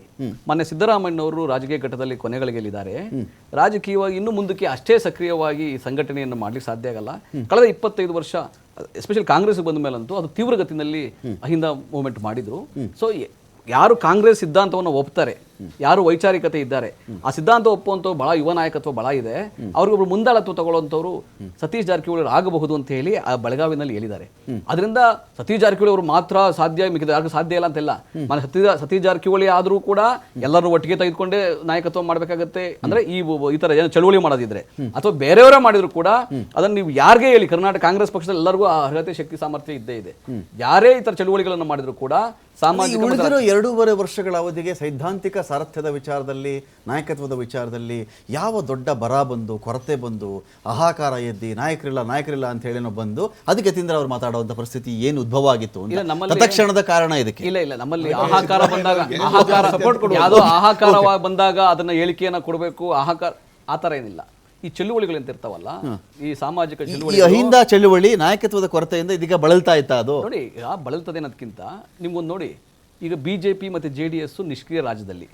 BJP JDS ಇವತ್ತು ನಗಣ್ಯ ಆಗಿದೆ, ವಿರೋಧ ಪಕ್ಷವಾಗೂ ನಗಣ್ಯ ಆಗಿದೆ. ಅವರು 18-19 ಜನ ಸಂಸದರಿದ್ರು ಕೂಡ ನಾಪತ್ತೆ, ನಿಷ್ಕ್ರಿಯ ಆಗಿದ್ದಾರೆ. ಈ ಸಮಯದಲ್ಲಿ ಎಲ್ಲಾ ರೀತಿಯ ಕಾಂಗ್ರೆಸ್ ಪಕ್ಷಕ್ಕೆ ಅನುಕೂಲವಾದಂತಹ ಎಲ್ಲಾ ಚಳುವಳಿಗಳು ನಡೀಲಿ, ಸಾಮಾಜಿಕ ಚಳುವಳಿ ನಡೀಲಿ, ರೈತ ಪರ ಚಳುವಳಿ ನಡೀಲಿ, ಕನ್ನಡ ಪರ ಚಳುವಳಿ ನಡೀಲಿ. ಅದರಿಂದ ಸಮಾಜಕ್ಕೂ ಒಳ್ಳೇದಾಗ್ಲಿ, ನಮ್ಮ ಪಕ್ಷಕ್ಕೂ ಒಳ್ಳೇದಾಗ್ಲಿ, ಸರ್ಕಾರಕ್ಕೂ ಒಳ್ಳೇದಾಗ್ಲಿ ರಾಜ್ಯದಲ್ಲಿ. ಅದರಿಂದ ಸರ್ಕಾರ ಏನು ಮಾಡದೇ ಇದ್ದಾಗ ಚಳುವಳಿಗಳು ಮುನ್ನೆಲೆಗೆ ಬರೋದು ಇಲ್ಲ. ನಮ್ಮಲ್ಲಿ ಸರ್ಕಾರ ನಿಷ್ಕ್ರಿಯವಾದಾಗ ಚಳುವಳಿಗಳು ಜಾಗೃತವಾಗ್ತವೆ. ಎಲ್ಲಾ ವ್ಯವಸ್ಥೆಯಲ್ಲೂ ಅಷ್ಟೇನೆ. ಗೊತ್ತಾ, ಒಂದು ಸರ್ಕಾರನೇ ನಿಮ್ದಿದ್ದಾಗ ಅಹಿಂದ ಒಂದು ಚಳುವಳಿ ನಡೀಲಿ, ಕನ್ನಡ ಪರ ಕಾರ್ಯಕರ್ತ ಚಳುವಳಿ ಮಾಡ್ಲಿ, ರೈತರ ಚಳುವಳಿ ಮಾಡ್ಲಿ ಅಂತ ಹೇಳಿದ್ರೆ ಸ್ವಾಭಿಮಾನ ಅನ್ನೋದು ಕೆಲಸ ಮಾಡ್ತೀರಾ ಅಂತ ಆಗ್ಬಿಡುತ್ತೆ. ಅವಾಗ ಸರ್ಕಾರ ಬಂದು ನಿಮಗೆ ಸ್ವಾಭಿಮಾನವನ್ನು ಸರ್ಕಾರನೇ ಜಗತ್ತಲ್ಲಿ ಯಾವುದೇ ಚಳುವಳಿ ಏನಕ್ಕಾಗುತ್ತೆ? ಕೊರತೆಗಳಿದ್ದಾಗ ಚಳುವಳಿ ಬರುತ್ತೆ. ಇಂಥದ್ದು ಸಮಸ್ಯೆ ಇದೆ, ನಮಗೆ ಈಡೇರಬೇಕು. ಕೊರತೆ ಇದ್ದಾಗಲೂ ಚಳುವಳಿಗಳಾಗ್ತವೆ. ಕೊರತೆ ಇಲ್ದಲೇ ಇದ್ರು ಕೂಡ ಸುಭದ್ರ ಸಮಾಜವನ್ನು ನಿರ್ಮಾಣ ಮಾಡಬೇಕಾದ್ರೆ ಇಂತಹ ಚಳುವಳಿಗಳು, ಚರ್ಚೆಗಳು, ಸಂವಾದಗಳು ಆಗಬೇಕು. ಅದರೊಳಗೆ ಯಾವ ತಪ್ಪಿಲ್ಲ. ಅದರಿಂದ ಕಾಂಗ್ರೆಸ್ಗೆ ಅನುಕೂಲ ಆಗುತ್ತೆ. ಆಮೇಲೆ ಮುಂದಿನ 2028 ಅಲ್ಲ, 2033ಕ್ಕೂ ಕಾಂಗ್ರೆಸ್ ಅಧಿಕಾರಕ್ಕೆ ಬರ್ತದೆ. ಇನ್ನು 15 ವರ್ಷ ಕರ್ನಾಟಕದಲ್ಲಿ ಕಾಂಗ್ರೆಸ್ ಅಧಿಕಾರಕ್ಕೆ ಇರುತ್ತೆ. ನೀವು ನೋಡಿ, ಇನ್ನು ಮುಂದೆ ಚುನಾವಣೆ ಬೇಕಾಗಿಲ್ಲ, ಅವಿರೋಧ ಆಯ್ಕೆ ಅವಿರೋಧ ಆಯ್ಕೆ ಮಾಡೋಕ್ಕಾಗಲ್ಲ. ನೋಡಿ, ಮುಂದೆ ನಾನು ಹೇಳ್ತೀನಿ, ಇಡೀ ದೇಶದಲ್ಲಿ ತಿಳ್ಕೊಂಡಿರ್ಬೋದು, ಈಗ ನಾವು ಹಿಂದುಳಿದ ವರ್ಗಗಳ ಒಂದು ಸಮಿತಿ ಅಂತ ಮಾಡಿ ಇಡೀ ದೇಶದಲ್ಲಿ ಸಂಘಟನೆ ನಡೀತಾ ಇದೆ. ರಾಹುಲ್ ಗಾಂಧಿ ಅವರು ಮತ್ತೆ ಸಿದ್ದರಾಮಯ್ಯ ಅವರು ಕೂಡ ಮೆಂಬರ್ ಮಾಡಿದ್ದಾರೆ. ಏನಂದ್ರೆ ಇನ್ನು ಮುಂದಿನ 10 ವರ್ಷಗಳ ಕಾಲ ಈಗ ಈ ಕಾಲ ಬಿಡಿ, ಮುಂದಿನ 10 ವರ್ಷಗಳ ಅಲ್ಲ, ಕಾಲ ರಾಜಕೀಯ ಇಡೀ ಜೀವನ ಸಂಧ್ಯಾ ದೇಶದಲ್ಲಿ- ಕಾಲದಲ್ಲಿರ್ತಕ್ಕಂಥ ಸಿದ್ದರಾಮಯ್ಯ ಯಾಕೆ ಆಯ್ಕೆ ಮಾಡ್ಕೊಂಡ್ರು? ಸತೀಶ್ ಜಾರಕಿಹೊಳಿ ಮಾಡ್ಕೋಬೇಕಾಗಿತ್ತಲ್ಲ ಅವರು, ಅಕಾರ್ಡಿಂಗ್ ಟು ಮಿಸ್ಟರ್ ಯತೀಂದ್ರ. ನೋಡಿ ನಾನು ಹೇಳ್ತೇನೆ, ಮುಂದಿನ 10 ಅವರೇ ಹೇಳಿದ್ದು ರಾಜಕಾರಣದ ಕೊನೆ ಘಟ್ಟದಲ್ಲಿ ಇದ್ದಾರೆ ಅವರು ಅಂತ ಹೇಳಿದಾಗ ಇನ್ನೆಷ್ಟು ಶ್ರಮ ಕೊಡ್ತೀರ ಅವ್ರಿಗೆ? ಇವ್ರು ಯಡಿಯೂರಪ್ಪನವ್ರು 75 ಆಯ್ತು 76 ಆಯ್ತು ಕತೆ ಹೇಳ್ಬಿಟ್ಟು ಅವ್ರು ಇಳಿಸ್ಬಿಟ್ಟು ಆಮೇಲೆ ಅವ್ರನ್ನ ಅಲ್ಲಿಗೆ ಬನ್ನಿ, ಪಕ್ಷ ಕಟ್ಟಕ್ ಬನ್ನಿ, ಆ ಕಮಿಟಿಗೆ ಮೆಂಬರ್ ಆಗಿ ಮಾರ್ಗದರ್ಶನ ಕಮಿಟಿಗೆ ಬಂದ್ಬಿಡಿ ಅಂತ ಇವ್ರು ಮಾಡ್ಕೊಂಡು ರಾಜಕಾರಣ ಅನ್ನೋದು ನಿವೃತ್ತಿ ಇರುವಂತ ಜಾಗಗಳಲ್ಲ. Correct. ರಾಜಕಾರಣದಲ್ಲಿ ಒಪ್ಕೊಂಡ್ರೆ at least. ಸೈದ್ಧಾಂತಿಕವಾಗಿ Fine. ಸಕ್ರಿಯವಾಗಿ ಮಾರ್ಗದರ್ಶನ ಮಾಡ್ಲಿಕ್ಕೆ ಅವಕಾಶ ಇರುತ್ತೆ, ಮಾಡ್ಲಿ ಅದನ್ನ. ಈಗ ನಿಮ್ಮ ಎರಡು ಪಕ್ಷಗಳು ನಿಷ್ಕ್ರಿಯವಾಗಿವೆ, ನಮ್ಮ ಪಕ್ಷದ ಉಸಾಬರಿ ನಿಮ್ಗೆ ಯಾಕೆ ಅಂತ, ನಮ್ಮ ಪಕ್ಷದ ಮಾತು ನಿಮ್ಗೆ ಯಾಕೆ ಬೇಕು ಅಂತ. ಇದೆಲ್ಲ ಆಕ್ಚುಲಿ ಪ್ರಶ್ನೆಗಳು ನೀವು ಕೇಳ್ತಾ ಇದ್ದೀರಾ, ಎಲ್ಲರೂ ಕೇಳ್ತಾ ಇದ್ದಾರೆ. ಆನಂತರ ಅಭಿವೃದ್ಧಿ ಬಗ್ಗೆ ಮಾತಾಡಿ ಅಂತ ಹೇಳಿದ್ರೆ ಅವ್ರಿಗೆ ಹೇಳಕ್ ಆಗ್ತಾ ಇಲ್ಲ. ಆನಂತರ ಬಣ ರಾಜಕೀಯದ ಬಗ್ಗೆ ಅವರಿಗೂ ಹೇಳಕ್ ಆಗ್ತಾ ಇಲ್ಲ, ಅವರಿಗೂ ಕನ್ಫ್ಯೂಷನ್ ಅಲ್ಲಿ ಇದ್ದಾರೆ. ಯಾಕಂತ ಹೇಳಿದ್ರೆ ಅಲ್ಲಿ ನೋಡಿದ್ರೆ ಯತೀಂದ್ರ ಅವರು ಸೈದ್ಧಾಂತಿಕವಾಗಿ ಒಬ್ಬರನ್ನ ರೆಡಿ ಮಾಡಬೇಕು, ಅದು ಇಲ್ಲಿ ಯಾರು ತಕರಾರು ಮಾಡಲ್ಲ, ಅದು ಸೈದ್ಧಾಂತಿಕ ಬೇಕಾದ್ರೆ ಕನ್ಸಿಡರ್ ಮಾಡ್ಕೊಳ್ಳಿ ಅಂತ ಅಂತಾರೆ. ಹೇಳಿ. ಇವಾಗ ನೋಡಿದ್ರೆ ಸಿದ್ದರಾಮಯ್ಯನವರು ಯೂ ಟರ್ನ್ ಹೊಡೆದಿದ್ದಾರೆ. ಈ ಕಡೆ ನೋಡಿದ್ರೆ ಅದಕ್ಕೆ ವಿರೋಧವಾಗಿ DK ಅವರ ಬಣ ಮಾತಾಡ್ತಾರೆ. ಸೊ ನ್ಯಾಚುರಲಿ ಸ್ಪೋಕ್ಸ್ ಪರ್ಸನ್ ಅವರು ಆ ಕಡೆನೂ ಮಾತಾಡೋಕ್ಕಾಗದೆ, ಈ ಕಡೆನೂ ಮಾತಾಡೋಕ್ಕಾಗದೆ, ಆ ಕಡೆ ಅಭಿವೃದ್ಧಿ ಬಗ್ಗೆ ಮಾತಾಡೋಣ ಅಂತ ಹೇಳಿದ್ರೆ ಅದನ್ನೂ ಏನು ಮಾಡದೆ ಕಚ್ಚಾಟ, ಡೈಲಿ ಕಚ್ಚಾಟ ಮಾಡ್ತಿದಾರಲ್ಲ, ಅದಕ್ಕೂ ಮಾತಾಡದೆ ಅವರೊಂಥರ ಫಿಕ್ಸ್ ಅಲ್ಲಿದ್ದಾರೆ. ಆದ್ರಿಂದಾಗಿ ಇವಾಗ ಏನಾದರೂ ಮಾಡಬೇಕಲ್ಲ, ಆಯ್ತು BJP ಏನೂ ಮಾಡ್ತಾ ಇಲ್ಲ ಅಂತ ಹೇಳಿ BJP ಮೇಲೆ ಒಂದು ಗುಬೆಯನ್ನು ಕೂರಿಸುವಂತ ಕೆಲಸವನ್ನ ಮಾಡ್ತಿದ್ದಾರೆ. ಇದು ಇವರು 2.5 ವರ್ಷದಿಂದ ಏನೂ ಅಭಿವೃದ್ಧಿ ಮಾಡದೆ ಮಾಡ್ತಿರುವಂತದ್ದು ಇದೇ ಕೆಲಸ. ಏನಂತ ಹೇಳಿದ್ರೆ ಡೈವರ್ಷನ್. ಅದರಿಂದಾಗಿ ಈ ಸರ್ಕಾರವನ್ನು ನಾನು ಶೂನ್ಯ ಅಭಿವೃದ್ಧಿಯ ಡೈವರ್ಷನ್ ಸರ್ಕಾರ ಅಂತ ಹೇಳಲಿಕ್ಕೆ ಬಯಸ್ತೀನಿ. ಯಾಕಂತ ಹೇಳಿದ್ರೆ ಅಭಿವೃದ್ಧಿ ಬಗ್ಗೆ ಅವ್ರು ಮಾತಾಡ್ತಾನೆ ಇಲ್ಲ, ಬೇರೆ ಬೇರೆ ವಿಷಯಗಳನ್ನ ಆಯಾ ಇಂಟರ್ವಲ್ ಅಲ್ಲಿ ತರ್ತಾರೆ. ವಿಷಯವನ್ನ ಮಾಧ್ಯಮದ ಇದು ಅಟೆನ್ಷನ್ ಇರ್ಬೋದು ಅಥವಾ ಜನರ ಅಟೆನ್ಷನ್ ಬೇರೆ ಕಡೆ ತಿರುಗಿಸುವಂತ ಕೆಲಸವನ್ನ ಮಾಡ್ತಾರೆ. ಅದರಿಂದಾಗಿ ಇದು ಶೂನ್ಯ ಅಭಿವೃದ್ಧಿಯ ಡೈವರ್ಷನ್ ಸರ್ಕಾರ. ನಂದೊಂದು ಪಾಯಿಂಟ್ ಇದೆ ಇಲ್ಲಿ. ಈಗ ಈ ಇವರು ಪಕ್ಷ ಸಂಘಟನೆ ವಿಚಾರದಲ್ಲಾಗಬಹುದು, ತನುಮನ ಧನ ಅರ್ಪಿಸ್ತಕ್ಕಂಥ ವಿಚಾರಗಳಲ್ಲಿರಬಹುದು, DK ಶಿವಕುಮಾರ್ ಅವರ ಕೊಡುಗೆಯನ್ನ ಪಾರ್ಟಿ ಅಧಿಕಾರದಲ್ಲಿ ಇಲ್ಲದೆ ಇದ್ದಾಗ ಅಲ್ಲಗಳೆಯುವಂತೆ ಇಲ್ಲ. ರಾಜಕೀಯವಾಗಿ ಅವ್ರನ್ನ ಅಬ್ಸರ್ವ್ ಮಾಡ್ಕೊಂಡು ಬಂದವ್ರಿಗೆ ಅದನ್ನ ಅಲ್ಲಗಳೆ ಕಾಲ ಏನು ಕಾಂಟ್ರಿಬ್ಯೂಷನ್ ಇಲ್ಲ ರೀ ಇವ್ರದ್ದು ಆ ಥರ ಹೇಳಕ್ಕೆ ಬರಲ್ಲ. ಇದರ ಹೊರತಾಗಿಯೂ ಬಲ ಅಂತ ಬಂದಾಗ, ಶಕ್ತಿ ಅಂತ ಬಂದಾಗ ಹೈಕಮಾಂಡ್ ಮುಂದೆ ಹೋಗ್ತೀನಿ, ನಾನು ರಾಹುಲ್ ಗಾಂಧಿ ಅವ್ರ ಹತ್ರ ಮಾತಾಡ್ತೀನಿ, ಮಲ್ಲಿಕಾರ್ಜುನ್ ಖರ್ಗೆ ಅವ್ರ ಹತ್ರ ಮಾತಾಡ್ತೀನಿ, ಸೋನಿಯಾ ಗಾಂಧಿ ಅವ್ರ ಹತ್ರ ಮಾತಾಡ್ತೀನಿ, ಇವರೆಲ್ಲ ಈ ಥರ ಮಾತಾಡ್ತಾ ಇದ್ದಾರೆ, ನನಗೆ ನೋವಾಗುತ್ತೆ, ನನಗೊಂಥರ ಹಿಂಸೆ ಆಗುತ್ತೆ, ಇದು ಒಂಥರ ಇವರೇ ಗಲಿಬಿಲಿ ಮೂಡಿಸ್ತಾ ಇದ್ದಾರೆ ಅಂಥೇಳಿ ಪ್ರತಿ ಬಾರಿ ದೆಹಲಿಗೆ ಹೋಗಿ ಅಲವತ್ತುಕೊಂಡು ಬಿಟ್ರೆ ಮುಖ್ಯಮಂತ್ರಿ ಹುದ್ದೆ ಸಿಗುತ್ತಾ? ಅದರ ಆಚೆಗೆ ನೀವೇನು ಶಾಸಕ ಬಲ ಹೇಳ್ತಾ ಇದ್ದೀರೋ, 70 ಜನ ನಂಬ್ಕೊಂಡಿದ್ದೀರಾ, 80 ಜನ ನಂಬ್ಕೊಂಡಿದ್ದೀರಾ, ನನ್ನ ಬಳಿನೂ ಇಷ್ಟು ಜನ ಇದ್ದಾರೆ, ಆ ಹುಕುಮ್ಮು DK ಅವ್ರಿಗೆ ಇದೆಯಾ ನಮ್ಮ ಸ್ಟೇಟಲ್ಲಿ? ಮೊದಲನೇದಾಗಿ ನಮ್ಮ ಕಾಂಗ್ರೆಸ್ ಗೆಳೆಯರೇನೋ ಹೇಳಿದ್ರು, ನೀವು ಯಾವ ನಾಯಕತ್ವ ಬದಲಾಯಿಸ್ಕೊತೀರಿ ಅನ್ನೋದು ನಿಮ್ಮ ಪಕ್ಷಕ್ಕೆ ಸಂಬಂಧಪಟ್ಟದ್ದು. DK ಆಗ್ತಾರೋ ಸಿದ್ದರಾಮಯ್ಯನವ್ರು ಆಗ್ತಾರೋ ಅಂತ, ಅದು ನಿಮ್ಮ ಪಕ್ಷಕ್ಕೆ ಸಂಬಂಧಪಟ್ಟಿದ್ದು. ಮೊದಲನೇದು, ನೀವು ಅಹಿಂದ ಸಂಘಟನೆ ಹಂಗಾದ್ರೆ ಸಿದ್ದರಾಮಯ್ಯನವ್ರ ಕೈಲಿ ಆಗ್ತಿಲ್ವಾ ಅನ್ನೋದಕ್ಕೆ ಕಾಂಗ್ರೆಸ್ ಉತ್ತರ ಕಂಡಿಡ್ಕೋಬೇಕು. DK ಶಿವಕುಮಾರ್ ಅವರು ಹೈಕಮಾಂಡ್ ಬದಲಾವಣೆ ಮಾಡುತ್ತೆ ಅನ್ನುವ ಮಾತುಗಳನ್ನ DK ಅವರ ಬಣದಿಂದ ಬರ್ತಾ ಇದೆ. ಸಿದ್ದರಾಮಯ್ಯನವ್ರ ಬಣದಿಂದ ಸಿದ್ದರಾಮಯ್ಯ ಮುಂದುವರಿತಾರೆ ಅಂತ ಹೇಳ್ತಾ ಇಲ್ಲ ಅವರು ಸಿದ್ದರಾಮಯ್ಯ ಒಬ್ಬರು ಮಾತ್ರ ಹೇಳ್ತಿದ್ದಾರೆ ಮುಂದುವರಿತಾರೆ ಅಂತ. ಅದ್ ಬಿಟ್ರೆ ಬೇರೆಯವರೆಲ್ಲ ಮಾತಾಡ್ತಿರೋದು ಏನಂತಂದ್ರೆ ಪರ್ಯಾಯ ನಾಯಕತ್ವದ ಬಗ್ಗೆನೇ ಮಾತಾಡ್ತಿದ್ದಾರೆ, ಯಾರಾಗಬೇಕು ಅಂತ. ಕಳೆದ ವರ್ಷ ದಲಿತ ಮುಖ್ಯಮಂತ್ರಿಯ ಕೂಗ್ ಬಂದಾಗಲೂ ಕೂಡ ಪರ್ಯಾಯ ನಾಯಕತ್ವದ ಬಗ್ಗೆನೇ ಮಾತಾಡ್ತಿದ್ದು, ಹೈಕಮಾಂಡ್ಗೆ ಹೋದಾಗ, ಡೆಲ್ಲಿಗೆ ಹೋದಾಗ್ಲೂ ಕೂಡ. ಈಗ ಮೊನ್ನೆ ಜಾರಕಿಹೊಳಿ ಅವರು ಎಲ್ಲಾ ಮನೆಗಳಿಗೆ ಹೋದಾಗ್ಲೂ ಕೂಡ ಪರ್ಯಾಯ ಶಕ್ತಿ ಕೇಂದ್ರವಾಗಿ ಗುರುತಿಸ್ಕೊತಾ ಇದ್ದು. ಈ DK ಶಿವಕುಮಾರ್ ಡೆಲ್ಲಿ ಭೇಟಿ ಕೂಡ ಅಂತದ್ದೇ ಒಂದು ವ್ಯವಸ್ಥೆ, ಅದು ಅವರು ಕೂಡ ನಾವು ಪರ್ಯಾಯ ನಾಯಕ ಅನ್ನೋದನ್ನ ತೋರಿಸ್ತಿದ್ದಾರೆ. ಇಲ್ಲಿ ಯಾರು ಹೆಚ್ಚು ಯಾರು ಕಡಿಮೆ ಅನ್ನೋಂಗಿಲ್ಲ. ಯಾಕೆಂದ್ರೆ ಸಿದ್ದರಾಮಯ್ಯನವರ ರಾಜಕೀಯ ಹಿನ್ನೆಲೆ ಮತ್ತು ಅವರ ಏನ್ ಬ್ರ್ಯಾಂಡ್ ಇದೆಯಲ್ಲ, ಪಾಪ್ಯುಲಾರಿಟಿ ಇದೆಯಲ್ಲ, ಆ ಪಾಪ್ಯುಲಾರಿಟಿ ಕೂಡ ಕಾಂಗ್ರೆಸ್ಗೆ ಅನುಕೂಲ ತಂದುಕೊಟ್ಟಿದೆ. ಅದಿಲ್ಲ ಅಂತ ಹೇಳ್ತಿಲ್ಲ. ಜನ ಯಾರು ಅಲ್ಲಗಳಿಗೆ ಸಾಧ್ಯನೂ ಇಲ್ಲ. ಸಿದ್ದರಾಮಯ್ಯನ ನಾಯಕತ್ವ ಆಗಲಿ, ಅವರ ಇದಾಗ್ಲಿ, ಅಹಿಂದ ಹೋರಾಟವನ್ನ ಯಾರು ನಿರಾಕರಿಸ ಆಗೋದೇ ಇಲ್ಲ. ಪ್ರಶ್ನೆ ಏನಪ್ಪಾ ಅಂದ್ರೆ, ಚಳುವಳಿ ಮಾಡ್ಬೇಕಾಗಿರೋ ಜನ, ಸರ್ಕಾರ ಚಳುವಳಿ ಮಾಡ್ತಾ ಇದೆ, ಅದಾಗಬಾರ್ದಾಗಿತ್ತು. ಜನ ಹೇಳ್ತಾ ಇಲ್ಲ, ಕಾಂಗ್ರೆಸ್ ನಾಯಕರುಗಳೇ ಹೇಳ್ತಾ ಇದ್ದಾರೆ ಇವ್ರು ಮುಖ್ಯಮಂತ್ರಿ ಆಗ್ತಾರೆ ಅಂತ. ಅಂದ್ರೆ ಬದಲಾವಣೆ ಅನುಮಾನ ಬರ್ತಿರೋದು ಜನಕ್ಕೆ ಈ ಕಾರಣಕ್ಕಾಗಿ. ಜನಕ್ಕೆ ಜನರಲ್ ಅಲ್ಲ, ಕಾಂಗ್ರೆಸ್ ಕಾರ್ಯಕರ್ತರಿಗೆ ಅನುಮಾನ ಶುರುವಾಗಿದೆ ಏನಾಗ್ತಿದೆ ನಮ್ಮ ಪಕ್ಷದಲ್ಲಿ ಅಂತ. ಆ ಗೊಂದನ ಬಗೆಹರಿಸ್ಕೊಳ್ಳಿ ಅನ್ನೋದು ಬಿಟ್ರೆ, ಹೈಕಮಾಂಡ್ ಇದು ಮುಖ್ಯಮಂತ್ರಿಯಾಗಿ ಸಿದ್ದರಾಮಯ್ಯ ಅವ್ರು ಮುಂದುವರಿಬೇಕಾ, DK ಶಿವಕುಮಾರ್ ಅವ್ರು ಮುಂದುವರಿಬೇಕಾದ್ರೆ ನಿಮ್ಮ ಪಕ್ಷದ ಆಂತರಿಕ ವಿಚಾರ ಅದು. ನನ್ನ ಇದೇನಪ್ಪಾ ಅಂದ್ರೆ, ಜನರ ಪರವಾಗಿ ಏನಂದ್ರೆ, ಹೈಕಮಾಂಡ್ ಅನ್ನೋ ಒಂದು ಶಕ್ತಿ ಕೇಂದ್ರ ಬಂದು ಅದನ್ನ ಬಗೆಹರಿಸಬೇಕಾಗಿತ್ತು ಇಷ್ಟರಲ್ಲಿ. ಅಥವಾ ನಮ್ಮ ಪಕ್ಷದಲ್ಲಿ ಏನು ಇಲ್ಲಪ್ಪ, ನಾವು ಗೊಂದಲದಲ್ಲಿ ಇಲ್ಲ, ಇಂಥವ್ರು ಮುಂದುವರಿತಾರೆ ಅಥವಾ ಬದಲಾವಣೆ ಮಾಡಿದ್ರೆ ಮಾಡ್ತೀವಿ, ಈ ತರದ ಮಾತು ಹೇಳೋದಕ್ಕೆ ಶಕ್ತಿ ಇಲ್ಲದೆ ಹೋಯ್ತಲ್ಲ ನಿಮ್ಮ ಹೈಕಮಾಂಡ್ಗೆ ಅಂತ ಅಷ್ಟೇ. ಬದಲಾವಣೆ ಮಾಡೋದು ಮಾಡದೇ ಇರೋದು. ಯಾಕೆಂದ್ರೆ ಡಿ ಕೆ ಶಿವಕುಮಾರ್ ಅವರ ಹೋರಾಟ ಅಕ್ಕಿ ಮೇಲೆ ಆಸೆ ನೆಂಟರ ಮೇಲೆ ಪ್ರೀತಿ ತರ ಆಗ್ಬಿಡುತ್ತೆ. ಅಕ್ಕಿ ಮೇಲೆ ಆಸೆ ನೆಂಟರ ಮೇಲೆ ಪ್ರೀತಿ ತರ, ಅದು ಅಕ್ಕಿನೂ ಬೇಕು ನೆಂಟರು ಬೇಕು ಅಂದಂಗೆ.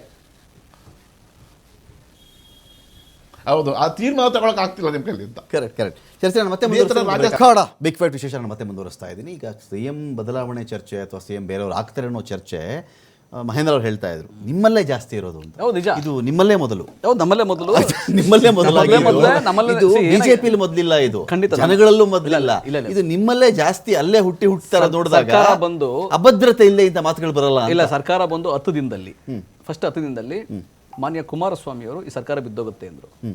ಅವಾಗ ಈಶ್ವರಪ್ಪನವರು ಬಿಜೆಪಿನಲ್ಲೇ ಇದ್ರು, ಅವರು ಅಷ್ಟೇ ಈ ಸರ್ಕಾರ 1-3 ತಿಂಗಳಿರಲ್ಲ ಅಂದ್ರು. ಅಶೋಕ್ ಅವರು ಈ ಸರ್ಕಾರ 3 ಅವ್ರದ್ದು ಹೆಂಗೆ ಅಂದ್ರೆ ಗೊತ್ತಾ, ಅನೇಕ ಕಡೆ ಸರ್ಕಾರಗಳು ಬೀಳ್ಸಿ ಎಕ್ಸ್ಪೀರಿಯನ್ಸ್ ಇದು ಉರುಳಿಸ್ಬಿಡ್ತೀವಿ ನಾವು ಅಂತ ಆ ಒಂದು ಕಾನ್ಫಿಡೆನ್ಸ್ ಅವ್ರಿಗೆ, ಭ್ರಮೆ. ಅದು ಕಾನ್ಫಿಡೆನ್ಸ್ ಮುಂಚೆ ಇರ್ತೀನಿ ಭ್ರಮೆ. ಈ ಭ್ರಮೆನಲ್ಲಿ ಆ ತರ ಹೇಳಿಕೆಗಳು ಕೊಟ್ಟರು. ಮಾನ್ಯ ಡಿ ಕೆ ಶಿವಕುಮಾರ್ ಅವರು ಕೂಡ ಸಂಘಟನೆ ಚೆನ್ನಾಗಿ ಮಾಡಿ ಒಂದು ಚತುರತೆಯಿಂದ ಎಲ್ಲ ಸಂಪನ್ಮೂಲಗಳನ್ನು ಹಾಕಿ ಸಂಘಟನೆ ಮಾಡಿ ಸರ್ಕಾರವನ್ನು ಅಧಿಕಾರಕ್ಕೆ ತಂದಿದ್ದಾರೆ. ಅವ್ರದ್ದು ಕೊಡುಗೆ ಅಷ್ಟೇ ಈಕ್ವಲ್ ಆಗಿದೆ. ಸೊ ಆಗಿರ್ಬೇಕಾದ್ರೆ ಅವ್ರಿಗೆ ಆಪ್ತರಾಗಿರ್ತಕ್ಕಂಥವ್ರು ಇಲ್ಲ ಇವ್ರು ಮುಖ್ಯಮಂತ್ರಿ ಆಗಲಿ, ಮುಖ್ಯಮಂತ್ರಿ ಹೇಳಿಕೆಗಳು ಕೊಟ್ಟಿದ್ದು ನಿಜ. ಹೈಕಮಾಂಡ್ ಏನು ತೀರ್ಮಾನ ಮಾಡ್ತು, ಯಾರು ಆ ಥರ ಬಹಿರಂಗವಾಗಿ ಹೇಳಿಕೆಗಳು ಕೊಡಂಗಿಲ್ಲ, ಏನಿದ್ರು ಶಾಸಕಾಂಗ ಪಕ್ಷ ಸಭೆ ಮತ್ತೆ ಹೈಕಮಾಂಡ್ ತೀರ್ಮಾನ ಅಷ್ಟಕ್ಕೆ ಮುಗೀತು ಅಂತ ಹೇಳಿ ಅದನ್ನು ಸ್ಪಷ್ಟೀಕರಣ ಕೊಟ್ಟಿದ್ದಾರೆ ಅವ್ರಿಗೆ. ಯಾವ ಶಾಸಕರು ಬಹಿರಂಗವಾಗಿ ಹೇಳಂಗಿಲ್ಲ ಇವ್ರದ್ದು ಅವ್ರದ್ದು ಅಂತ. ಸೊ ಅಷ್ಟಕ್ಕೆ ಅದು ನಿಂತಿದೆ. ಆದಾಗಿ ಕೂಡ ಈ ಊಹಾಪೋಹ ಈಗ ನಿನ್ನೆ ಯತೀಂದ್ರ ಸಿದ್ದರಾಮಯ್ಯವರು ಹೇಳಿರೋದು ಸರ್ಕಾರಕ್ಕಾಗ್ಲಿ ಪಕ್ಷಕ್ಕಾಗ್ಲಿ ಅಂತ ಅಲ್ಲ, ಒಂದು ಈ ಚಳುವಳಿಗಳು ಇರಬೇಕು, ಮುಂದಕ್ಕೆ ಯಾರು ನಾಯಕತ್ವ ತಗೊಂತಾರೆ ಅಂತ. ಅದರೊಳಗೆ ಯುವಕರು ಕಾಂಗ್ರೆಸ್ ಸಿದ್ಧಾಂತವನ್ನು ನಂಬುವಂತ ಯುವಕರು ಬಹಳ ಜನ ಇದ್ದಾರೆ. ಆ ಯುವ ನಾಯಕತ್ವ ಅದೇ ಕಾಂಗ್ರೆಸ್ ಪಕ್ಷದಿಂದ ಹೊರಗಡೆನೂ ಬಹಳ ಜನ ಇದ್ದಾರೆ. ಅವನ್ನೆಲ್ಲ ತಂದು ನಾಯಕತ್ವ ಯಾರು ಮಾಡೋದು ಮಾತ್ರ ಅಷ್ಟೇ ಹೇಳಿರೋದು. ಆಮೇಲೆ ಅದು ಪಕ್ಷದ ಮೇಲೆ ಸರ್ಕಾರದ ಮೇಲೆ ಯಾವ ಪರಿಣಾಮನೂ ಇಲ್ಲ. ಲೀಡರ್ಶಿಪ್ ಅನ್ನೋ ವಿಷಯ ಇದೆಲ್ಲ ಗೌಡ್ರೆ, ಒಂದು ಚುನಾವಣೆ ಅಂತ ಬಂದಾಗ ಒಬ್ರು ಯಾಕೆ ಸಿಎಂ ಆಗ್ತಾರೆ, ಯಡಿಯೂರಪ್ಪನವ್ರು ಯಾಕೆ ಸಿಎಂ ಆದ್ರು, ಇದೇ ಬಿಜೆಪಿ ದಲಿತರನ್ನು ಸಿಎಂ ಮಾಡ್ಬಿಡಿ, ಗೌಡ್ರನ್ನ ಸಿಎಂ ಮಾಡ್ಬಿಡಿ, ಇನ್ಯಾರನ್ನೊಬ್ರು ಸಿಎಂ ಮಾಡ್ಬಿಡಿ ಅಂತ ಹೇಳಿದಾಗ ಒಂದು ವಿಷಯ ಏನು ಬರುತ್ತೆ ಅಂದ್ರೆ ಮುನ್ನಡೆಸಿದ್ ಯಾರಪ್ಪ, ಗೆಲುವಿಗೆ ಕಾರಣ ಆಗಿದ್ದು ಯಾರು? ಎಲ್ಲ ಗೆದ್ದ ಮೇಲೆ ಈಗ ಅವ್ರನ್ನ ಮಾಡಿ ಇವ್ರನ್ನ ಮಾಡಿ ಅಂತ ನೀವು ಹೇಳ್ತಾ ಇದ್ದೀರಿ. ಯಡಿಯೂರಪ್ಪನವ್ರು ಯಾಕೆ ಸಿಎಂ ಆದ್ರು ಅಂತ ಹೇಳಿದ್ರೆ ಹೋರಾಟದ ಇತಿಹಾಸ ಇದೆ, ಆ ಥರ ಪಕ್ಷ ಕಟ್ಕೊಂಡು ಬಂದಿದ್ರು ಅವರು. ಹಾಗಾಗಿ ಲಿಂಗಾಯತರು ಅಂತಲ್ಲ, ಲಿಂಗಾಯತರು ಅಂತಲ್ಲ, ನಾಯಕತ್ವ ಅಂತ ಪಕ್ಷ. ಹಾಗೆ ಇಲ್ಲಿ ಪಕ್ಷ ಎಲ್ಲ ಗೆದ್ದ ಮೇಲೆ ಅವ್ರನ್ನ ಸಿಎಂ ಮಾಡಿಬಿಡಿ ಇವ್ರನ್ನ ಸಿಎಂ ಮಾಡಿಬಿಡಿ ಅಂತ ಬಂದಾಗ ಈ ಪಕ್ಷ ಕಟ್ಟುವುದರಲ್ಲಿ, ಪಕ್ಷವನ್ನ ಮುನ್ನಡೆಸಿಕೊಂಡು ಹೋದವರಲ್ಲಿ 136 135 ಶಾಸಕರನ್ನ ಗೆಲ್ಲಿಸುವಲ್ಲಿ ಅವರ ರೋಲ್ ಎಷ್ಟೆಷ್ಟಿದೆಯೋ ಆ ರೋಲ್ಗೆ ತಕ್ಕಂತೆ ಹುದ್ದೆ ಸಿಕ್ಕಿದ್ಯಾ ನಿಮ್ಮ ಪಾರ್ಟಿಲಿ ಅಂತ? ಸಿಕ್ಕಿದೆ ನೋಡಿ. ಅಂದ್ರೆ ಸಿದ್ದರಾಮಯ್ಯನವ್ರಿಗಿರೋ ಅಷ್ಟು ರೋಲು ಡಿ ಕೆ ಶಿ ಇಲ್ಲ ಅಂತ ಇಲ್ಲ, ಅಥವಾ ಡಿ ಕೆ ಶಿಗೆ DCM ಅಷ್ಟೇ ಅವ್ರದ್ದು ಕೆಲಸ ಇತ್ತು ಅಂತ? ನಮ್ಗೆ ನಾವು ಚುನಾವಣೆ ಗೆದ್ದಾಗ ಫಸ್ಟ್ ಶಾಸಕಾಂಗ ಪಕ್ಷ ಸಭೆ ಆಯ್ತಲ್ಲ, ಆ ಸಭೆ ದಿನ ನಾವು ಅಲ್ಲಿದ್ವಿ. ಮಾನ್ಯ ಡಿ ಕೆ ಶಿವಕುಮಾರ್ ಆದಿಯಾಗಿ 134 ಶಾಸಕರು ಕೂಡ ಸಿದ್ದರಾಮಯ್ಯನವರು ಮುಖ್ಯಮಂತ್ರಿ ಆಗ್ಲಿದ್ರು. ಮಾನ್ಯ ಡಿ ಕೆ ಶಿವಕುಮಾರ್ ಆದಿಯಾಗಿ. ಹಂಗಾಗಿ ಒಂದ್ ವಾರ ಯಾಕೆ ಲೇಟ್ ಆಯ್ತು ಮತ್ತೆ ಹೈಕಮಾಂಡ್ಗೆ? ಇಲ್ಲ, ಇಲ್ಲಿಂದ ಓಟ್ ಎಲ್ಲ ಹಾಕ್ಸ್ಬಿಟ್ರಿ, ಗೋಲ್ಡನ್ ಬಾಕ್ಸ್ ಮಾಡಿಸ್ಬಿಟ್ರಿ, ಆ ಬಾಕ್ಸ್ ಇಲ್ಲಿಂದ ರವಾನೆ ಇದು ವಿಮಾನ ಸಂಚಾರ ಮಾಡ್ಕೊಂಡ ಬಾಕ್ಸ್ ಅಲ್ಲಿ ಅಲ್ಲಿ ಮತ ಎಣಿಕೆ ನಡೀತು. ಮಂತ್ರಿಮಂಡಲ ಮಾಡ್ಲಿಕ್ಕೆ 5 ದಿನ ತಗೊಂಡ್ರು, ಮುಖ್ಯಮಂತ್ರಿ ಘೋಷಣೆ ಮಾಡ್ಲಿಕ್ಕೆ 1.5 days ಅಷ್ಟೇ ತಗೊಂಡಿದ್ದು, 1.5 ದಿನ ಅಷ್ಟೇ, ಅದಕ್ಕಿಂತ ಜಾಸ್ತಿ ತಗೊಂಡಿಲ್ಲ. ಹಂಗಾಗಿ ಅದರೊಳಗೆ ನಮ್ಗೆ ಯಾವ್ದು ಗೊಂದಲ ಇಲ್ಲ. ಮನೆ ಡಿ ಕೆ ಶಿವಕುಮಾರ್ ಅವ್ರಿಗೆ ಗೊಂದಲ, ಮನೆ ಸಿದ್ದರಾಮಯ್ಯವ್ರಿಗೆ ಗೊಂದಲ. ಆದರೆ ಇವತ್ತು ಜನ ಏನೇನೋ ಊಹಾಪೋಹಗಳು ಬರ್ಬೋದು, ಕಥೆಗಳು ಬರ್ಬೋದು. ಈ ತೀರ್ಮಾನ ಅಂತ ಯಾವಾಗ ಆದ್ರೆ ಮಾನ್ಯ ಡಿ ಕೆ ಶಿವಕುಮಾರ್ ಅವರು, ಮಾನ್ಯ ಸಿದ್ದರಾಮಯ್ಯವರು ಮತ್ತೆ ಹೈಕಮಾಂಡ್, ಮಾನ್ಯ ಖರ್ಗೆ ಸಾಹೇಬರು, ಮಾನ್ಯ ರಾಹುಲ್ ಗಾಂಧಿ ಅವರು ಮಾತನ್ನ ಚರ್ಚೆ ಮಾಡಿ ಹೇಳಕ್ ಸಾಧ್ಯ. ಅದು ಬಿಟ್ಟು ಮಿಕ್ಕಿದವ್ರು ಯಾರೇ ಏನು ಹೇಳಿದ್ರು ಕೂಡ ಸರ್ಕಾರದ ಮೇಲೆ ಆಗಲಿ ಪಕ್ಷದ ಮೇಲೂ ಏನು ಪ್ರಭಾವ ಬೀರೋದಿಲ್ಲ. ಮಾನ್ಯ ಯತೀಂದ್ರ ಸಿದ್ದರಾಮಯ್ಯವರು ಹೇಳಿರ್ತಕ್ಕಂಥ ಹೇಳಿಕೆ ಕೇವಲ ಆ ಒಂದು ಚಳುವಳಿ, ಒಂದು ಆಂದೋಲನಕ್ಕೆ ಸಂಬಂಧಪಟ್ಟಿದೆ ಹೊರತು ಪಕ್ಷದ ಮೇಲೆ ಅದು ಪರಿಣಾಮ ಬೀರುತ್ತೆ ಅಂತೇನಿಲ್ಲ. ಬಟ್ ಪಕ್ಷಕ್ಕೆ ಅದರಿಂದ ಲಾಭದಾಯಕ ಆಗುತ್ತೆ. ಮಾನ್ಯ ಸಿದ್ದರಾಮಯ್ಯನವರ ಈಗ ಮಹೇಂದ್ರ ಅವ್ರು ಹೇಳ್ದಂಗೆ ಅವರ ನಾಯಕತ್ವ, ಅವ್ರ ಮಾಸ್ ಅಪೀಲು ಯಾರು ಅಲ್ಲಗಳಿಗೆ ಸಾಧ್ಯ ಆಗಲ್ಲ. ಆ ಥರದ ಗೊತ್ತಿರೋ ಅಷ್ಟರ ಮಟ್ಟಿಗೆ ಅದು ಯಡಿಯೂರಪ್ಪನವ್ರನ್ನ ಇಳಿಸಿದಾಗ್ಲೂ ನಾನು ಇದೇ ಮಾತು ಹೇಳಿದ್ದೆ. ಸಿದ್ದರಾಮಯ್ಯನವ್ರ ಬಗ್ಗೆ ರಾಜಕೀಯ ಜೀವನ, ಸಂಧ್ಯಾಕಾಲ, ಚಳುವಳಿ ಅನ್ನೋ ವಿಚಾರ ಬಂದಾಗಲೂ ಕೂಡ ಸಿದ್ದರಾಮಯ್ಯನವರು ಈ ಕಾಲಕ್ಕೂ ಇನ್ನು 2.5 ವರ್ಷಗಳ ಅವಧಿಗೆ ಮುನ್ನಡೆಸಲಾಗದಷ್ಟು ಅವರೇ ದುರ್ಬಲರಾಗಿದ್ದಾರೆ, ದೈಹಿಕವಾಗಲಿ ಮಾನಸಿಕವಾಗ್ಲಿ ಅನಿಸ್ತಾ ಇಲ್ಲ. ಈ ತರ ಮಾತು ಬರ್ತಿದೆ ಅಂದ್ರೆ ಎಲ್ಲ ಹೈಕಮಾಂಡ್ ಚೇಂಜ್ ಅಂತ ಹೇಳ್ಬಿಡುತ್ತೋ, ಎಲ್ಲಿ ಇನ್ನೊಬ್ರು ತಂದು ಕೂರಿಸ್ಬಿಡುತ್ತೋ, ಆ ಅಭದ್ರತೆಯಲ್ಲಿ, ಆ ಭಯದಲ್ಲಿ ಹೇಳಿರೋ ಮಾತಾ ಇದು? ಇಲ್ಲ ಇಲ್ಲ ಇಲ್ಲ ಇಲ್ಲ. ಈಗ ಇದು ಬಂದು ಕೇವಲ ಈ ಚಳುವಳಿಯ ನಾಯಕತ್ವ ಅಂತ, ಇದೇನು ಬೇರೆನಲ್ಲ. ಈಗ ಎಲ್ಲರೂ ನಮ್ಗೆ ಆ ಸಿದ್ಧಾಂತ ಇದೆ ಅಂತ ತಿಳ್ಕೊಳ್ಳೋಣ. ಎಲ್ಲ ಸಿದ್ಧಾಂತ ನಾವು ಕಾಂಗ್ರೆಸ್ ಪಕ್ಷ ಸಿದ್ಧಾಂತನೇ ಅಹಿಂದ ಸಿದ್ಧಾಂತದಲ್ಲೂ ಇರ್ತಕ್ಕಂಥದ್ದು. ಅವ್ರಿಗೂ ಅವಕಾಶಗಳು ಸಿಗ್ಬೇಕಂತ. ಅಹಿಂದ ನಾಯಕತ್ವ ಯಾರು ಮಾಡ್ತಾರೆ, ಅವ್ರು ಬೇರೆ ಪಕ್ಷಗಳನ್ನ ದ್ವೇಷ ಅಥವಾ ಬೇರೆ ನಾಯಕತ್ವವನ್ನು ದ್ವೇಷ ಮಾಡ್ತಾರೆ ಅಂತಾನೂ ಇಲ್ಲ. ಅದು ಮುಂದಿರುವ ವರ್ಗಗಳನ್ನು ಕೂಡ ಇನ್ವಾಲ್ವ್ ಮಾಡ್ಕೊಂತಾರೆ ರಾಜಕೀಯವಾಗಿ ಸಮೀಕರಣ ಮಾಡಬೇಕಾದಾಗ. ಸೊ ಹಾಗಾಗಿ ಎಲ್ಲೂ ಅದರ ಅಪಸ್ವರ ಬರೋದಿಲ್ಲ. ಆದ್ರೆ ಇವತ್ತು ಆ ಹೇಳಿಕೆನಲ್ಲಿ ನಾವು ಭಿನ್ನತೆಯನ್ನು ಪಕ್ಷ ಅಂತೂ ತೀರ್ಮಾನ ಮಾಡೋದಿಲ್ಲ, ಅದು ಯೋಚನೆ ಮಾಡೋದಿಲ್ಲ. ನಮ್ಗೇನು ಸಿದ್ಧಾಂತಿಕೇನೋ ಮಾತಾಡ್ಕೋತಾ ಇದಾರ್ರಿ. ಅವ್ರು ಏನು ಭಯ ಇಲ್ಲ, ಅವ್ರಿಗೆ ಏನಿಲ್ಲ, ಆ ಥರದ್ದು ಹೇಳೇ ಇಲ್ಲ ಅವರು.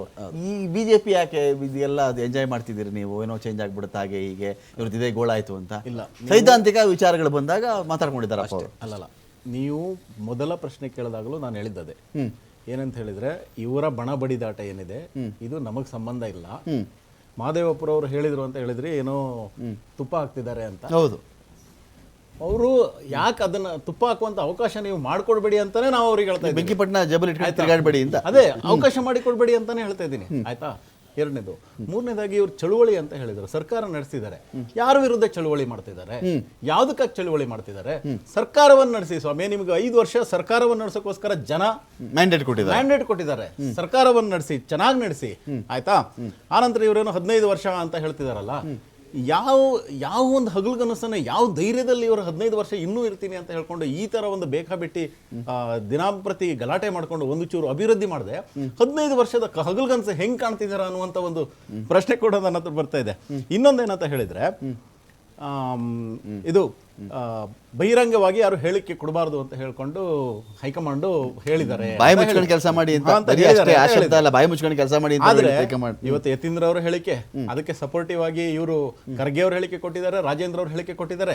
ಈ ಕಡೆಯಿಂದ DK ಶಿವಕುಮಾರ್ ಅವ್ರು ನಾನು ಎಲ್ಲಿ ನೋಡ್ಕೋಬೇಕು, ಎಲ್ಲಿ ಮಾತಾಡ್ತೀನಿ ಅಂತ ಹೇಳಿದ್ದಾರೆ. ಅದಕ್ಕೆ ಸಪೋರ್ಟಿವ್ ಆಗಿ ರಾಮನಗರದ ಶಾಸಕರು, ಕುಣಿಗಲ್ ರಂಗನಾಥ್ ಅವರು, ಕದಲೂರು ಉದಯ್, ಶಿವಗಂಗಾ ಇವರೆಲ್ಲ ಮಾತಾಡಿದ್ದಾರೆ.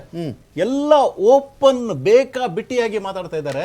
ಹಾಗಾದ್ರೆ ಹೈಕಮಾಂಡ್ ಏನ್ ಮಾಡ್ತಿದೆ? ಅದಕ್ಕೆ ನಾನು ಅವಾಗಲೇ ಹೇಳಿದ್ದು, ಹೈಕಮಾಂಡ್, ರಾಹುಲ್ ಗಾಂಧಿ ಅವರ ನೇತೃತ್ವದ ಹೈಕಮಾಂಡ್ ವೆರಿ ವೀಕ್ ಆಗಿದೆ ಅಂತ ಅನ್ನುವಂತ ಮೆಸೇಜ್ ಇದರಲ್ಲಿ ಸ್ಪಷ್ಟವಾಗಿ ಅಧ್ಯಕ್ಷರು ಖರ್ಗೆ ಅವರು. ನೀವು ರಾಹುಲ್ ಗಾಂಧಿ ಯಾಕೆ ಟಾರ್ಗೆಟ್ ಮಾಡ್ತೀರಿ? ರಾಹುಲ್ ಗಾಂಧಿ ಎಲ್ಲ ನಡೆಸೋದಲ್ವಾ, ಅದಕ್ಕೋಸ್ಕರ ಅಧ್ಯಕ್ಷರೇ ಇವರಲ್ಲಿ ಒಳ್ಳೆ ಕಥೆ ಆಯ್ತಲ್ಲ. ಮಲ್ಲಿಕಾರ್ಜುನ್ ಖರ್ಗೆ ಅವರಿಗೆ ಒಂದು ಸ್ವಾತಂತ್ರ್ಯವನ್ನೇ ಕೊಡದೆ ಎಲ್ಲ ಡಿಸೈಡ್ ಮಾಡಿದ್ರು ಸೋನಿಯಾ ಗಾಂಧಿ, ರಾಹುಲ್ ಗಾಂಧಿ.